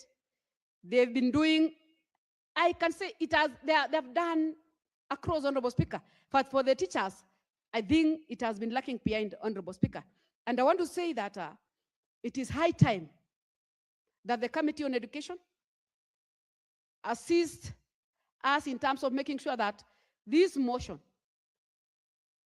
is put or implemented to the letter by making sure that the guidelines or the criteria that is going to be used in terms of making sure that these students are eligible to this tuition fee is adhered to, Honorable Speaker. So I just want to say that it's a high time that the Ministry of Education look into this, make sure that they assist us in terms of making sure that these students are also given this tuition fee.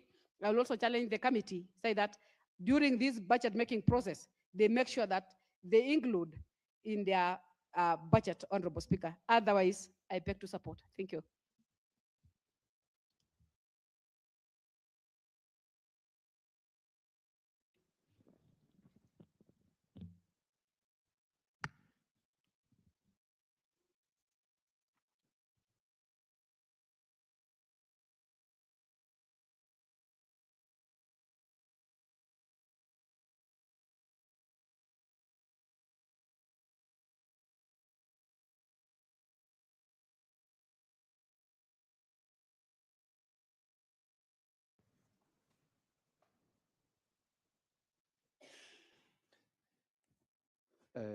Honorable Senators, I now wish to propose the question. Aware that the Constitution of Kenya under Article 43, Sub-Article 1F guarantees every citizen the right to education, and Article 53, Sub-Article 1B provides that basic education is free and compulsory. Further, aware that the government of Kenya launched the new education funding model in 2023, primarily targeting university and tertiary and vocational education and training TVET students, leaving a significant gap in the financial support for students in diploma and certificate teacher training colleges, TTCs. Concerned that students enrolled in public teacher training college are discriminated against and not expressly and fully provided for under the prevailing higher education financing framework, thereby limiting or excluding their access to structured government support for tuition and accommodation. Cognizant that the transition to the competence-based curriculum, CBC, requires a highly skilled teaching workforce and that the financial burden on teacher trainees, many of whom come from marginalized backgrounds, threatens the sustainability of the teacher supply chain. Now, therefore, the Senate urges the Ministry of Education in conjunction with the Higher Education Loans Board and the Universities Fund to, one, formally integrate teacher training college and student into the new funding model to ensure equity, quality, and inclusivity in the education sector, and two, develops regulations and guidelines to define the eligibility criteria for teacher training college students, covering tuition and reasonable accommodation and upkeep costs. Now, honorable senators, having put the question, the motion is available for debate, and I will invite Senator Kiprono Chamitei to make his contribution.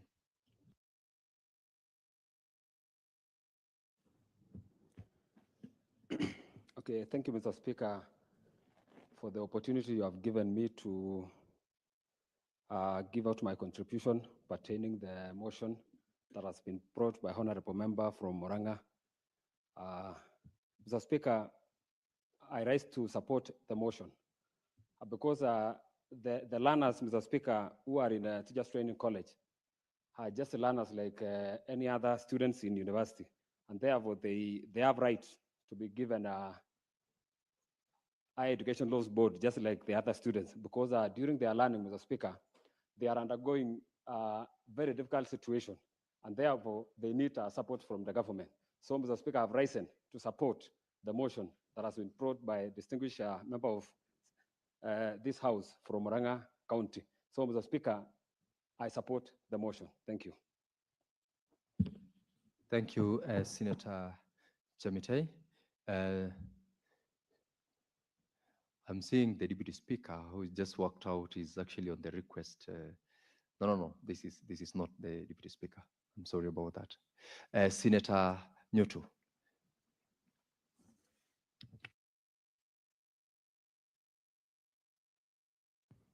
Mr. Speaker, sir, pursuant to Standing Order 110.1, I request that the debate on the motion on the inclusion of the teacher training college students in the higher education funding model be adjourned to allow senators to contribute to it in the next sitting.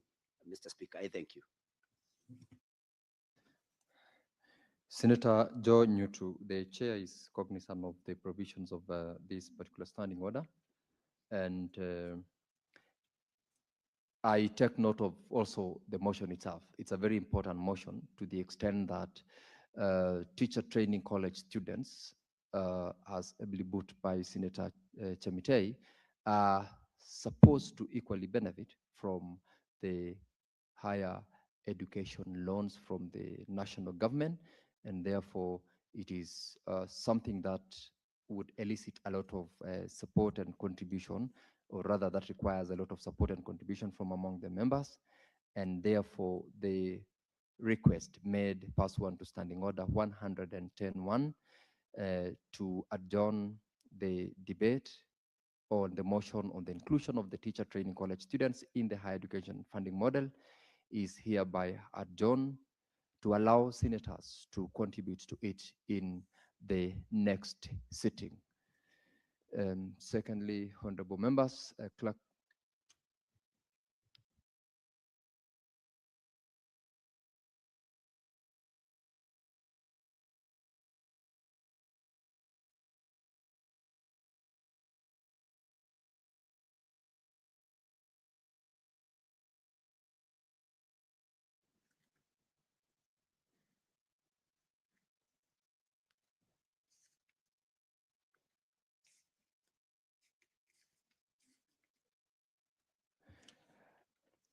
Honorable members, I now wish to put a question that pursuant to Standing Order 110.1, the motion, the debate, the request to delay on the motion on the inclusion of the teacher training college students in the higher education funding model be adjourned to allow senators to contribute to it in the next sitting.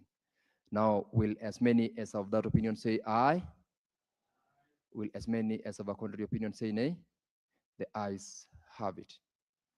Clerk, call the next order. Order number 23, motion, provision of IFMIS reports for county governments to the Senate. Senator Okia Mtata, who is supposed to be the mover of this motion, is not present in the chamber. That motion is therefore deferred to the next sitting. Honorable members, we now may rise.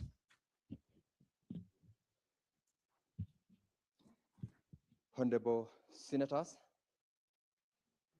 there being no other business on the order paper, the Senate stands adjourned until Tuesday, the 24th of March, 2026 at 2:30 p.m.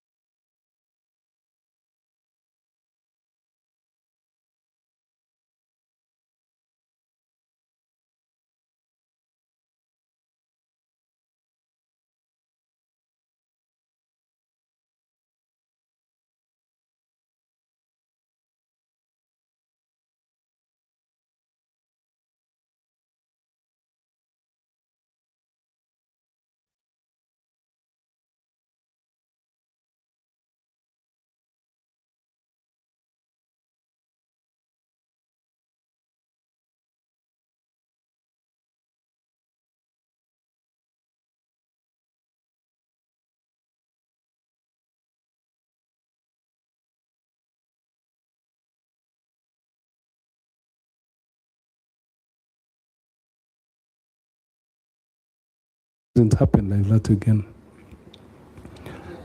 Chair, the parliament, the chair, then the vice chair announced they surcharged the ADC when we were there. They abscond as chair. So I don't know whether they have paid parliament that fees because they have been. The 500,000. Yeah. Are you aware that a committee visited ADC in Kugulana Kulalo? Are you aware or you are not? I was made aware, Chair, about the visit by the committee in the Galana Kulalo Shamba. Chair, what I know of that incident is my managing director and probably the corporate secretary were invited and they never showed up. So I immediately went to see them and get what happened, because that to me is a serious infringement. And their explanation was, we were not informed and we have actually resolved the matter with the committee. And essentially with that response, I did not have any more worry. So had I been lied to? Maybe, but I heard of the incident and I followed it up instantly. I think we give him benefit of doubt. Honorable Joses and Honorable Major, in that order, and Honorable Ruby. Maybe before you ask your question, we have another member who has come in.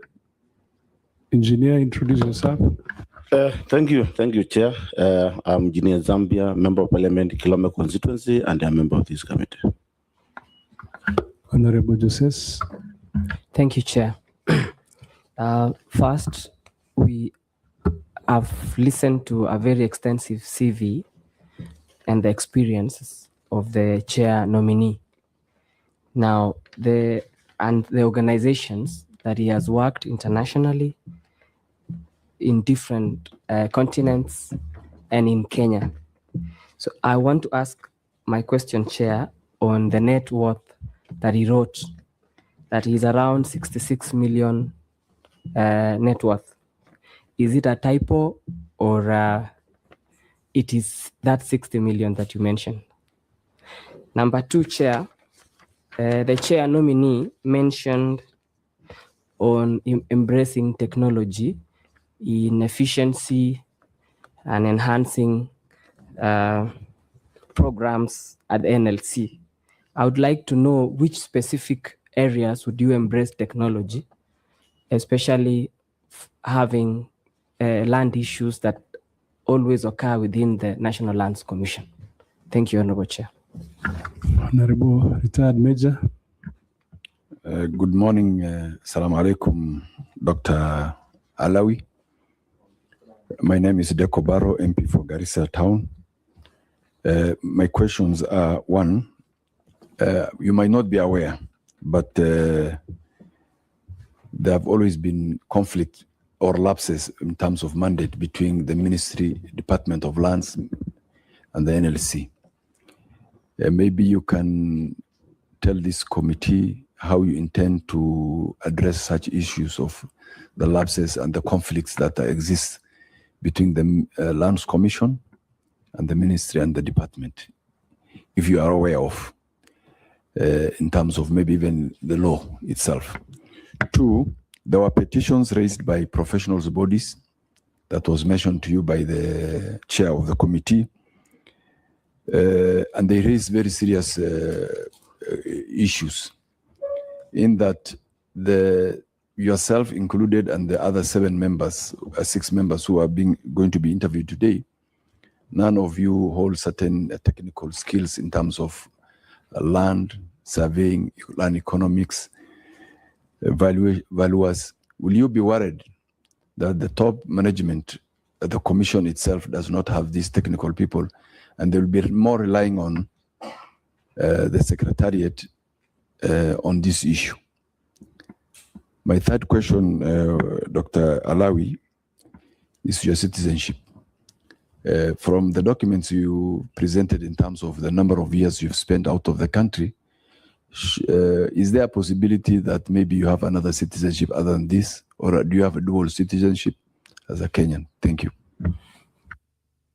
The last one for that segment, Honorable Robi. Thank you, Chairman. The chair nominee, at this moment, you hold the position of Chairman, Board of Directors at ADC. My question is simple. Since you are managing a big land in this country, what size do you own in Kenya of land? And can you approximate the value of the land you own, since you didn't even declare here? Thank you.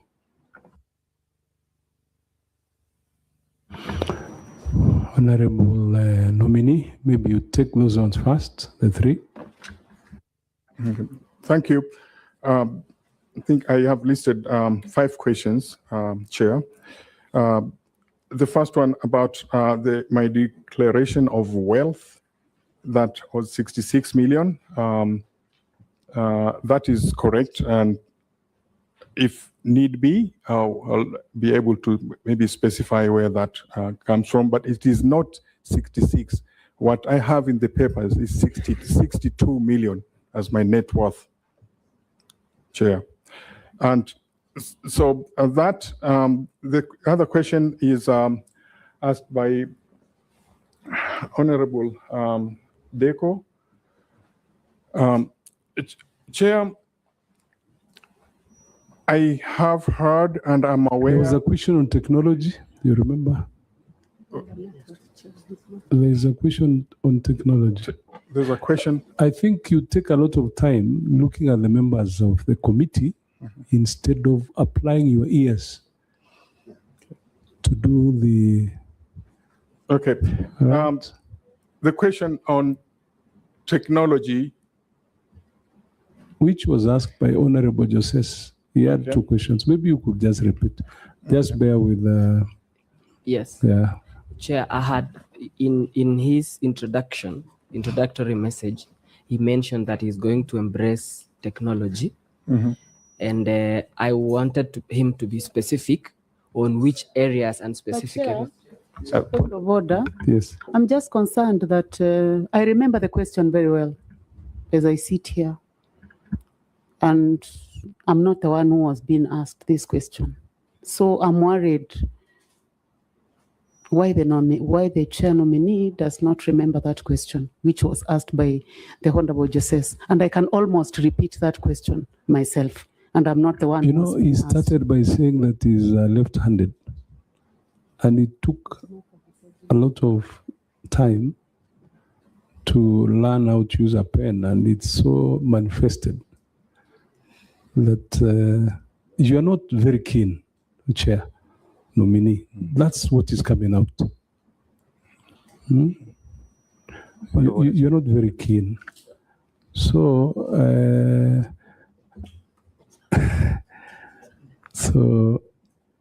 I think you should be keen. That's what you're saying. Chair, thank you. Right? Chairman. Yes. Maybe because of the chairperson nominee here, I propose that a member ask a question and he answers before another member. Yes. Yeah, but why should you keep on bending, very procedural operations that we have agreed on, just for the sake of, we are saying that you came here knowing that you are coming. It was even advertised. And Honorable Ochanda noted that you prepared notes. Actually, that's what you are reading. Chair. Nominee. Yeah. So. Chair, maybe we give him a few minutes to stretch here. He stretch Okay. a bit. Yeah. Chair, like 10 He's so minutes. tense, eh? Yes. Chair. Then it means that he's not qualified, he's not competent. He's qualified, but Yeah. Chair. Chair, Yes, Honorable Irene. I think the chair nominee had indicated that he's a bit tense, and we can all see that he's tensed. One, he's also not keen. Maybe through what the members are appealing, we just give him like 3 minutes for him to have a breather, stretch, also organize himself, and then we can resume. Chair, you know, NLC is a very, very important institution in this country. So it worries me if the chairman being interviewed or vetted by very few members here, and you know how emotive land issues are in this country. Will he manage the storm? Honorable Daktari Sagaf, I think I'll take the proposal that you step out.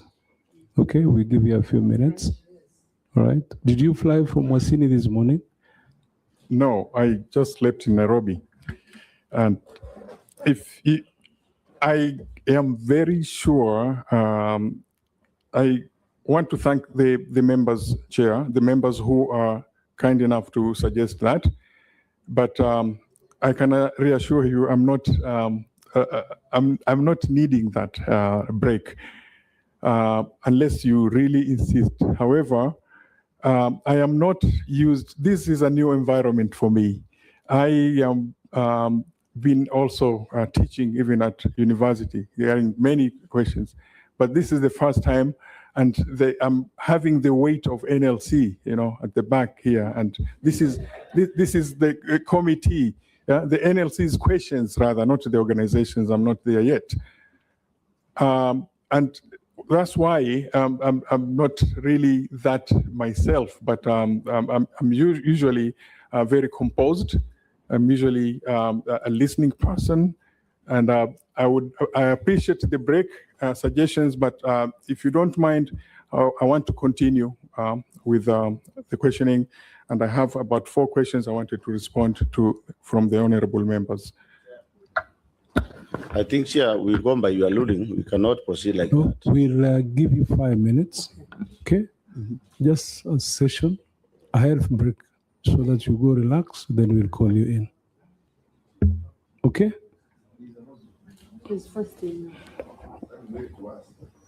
Because, Maybe the sugar levels are down. okay, just 5 minutes.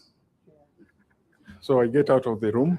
Yeah. Okay. But you can leave we still have your originals here, but you leave everything there.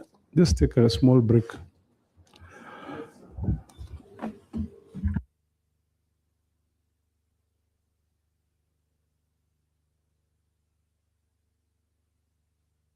So kuna chai hapo nje.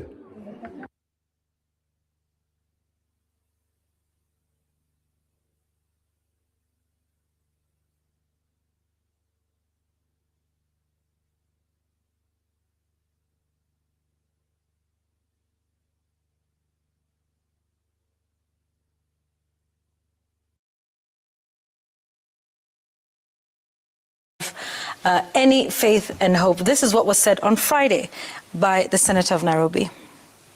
So they are telling us stories. Wanatuambia hadithi ati wataenda Tuesday wafanye sijui presentation kwa joint PG ya ODM na UDA. That agreement was not about ODM and UDA. It was about all of us. They are supposed to give a story or a report on the end of abductions and extrajudicial killings of young people. So that was him already talking about that report ahead of its presentation this week. And this week, it came to pass that they released that report. Let's listen to Dr. Agnes Zani, who's the chairperson of that committee. Because we cannot then say between August and now, what has happened to the implementation of the 10-point agenda? It is ongoing. That's right. And so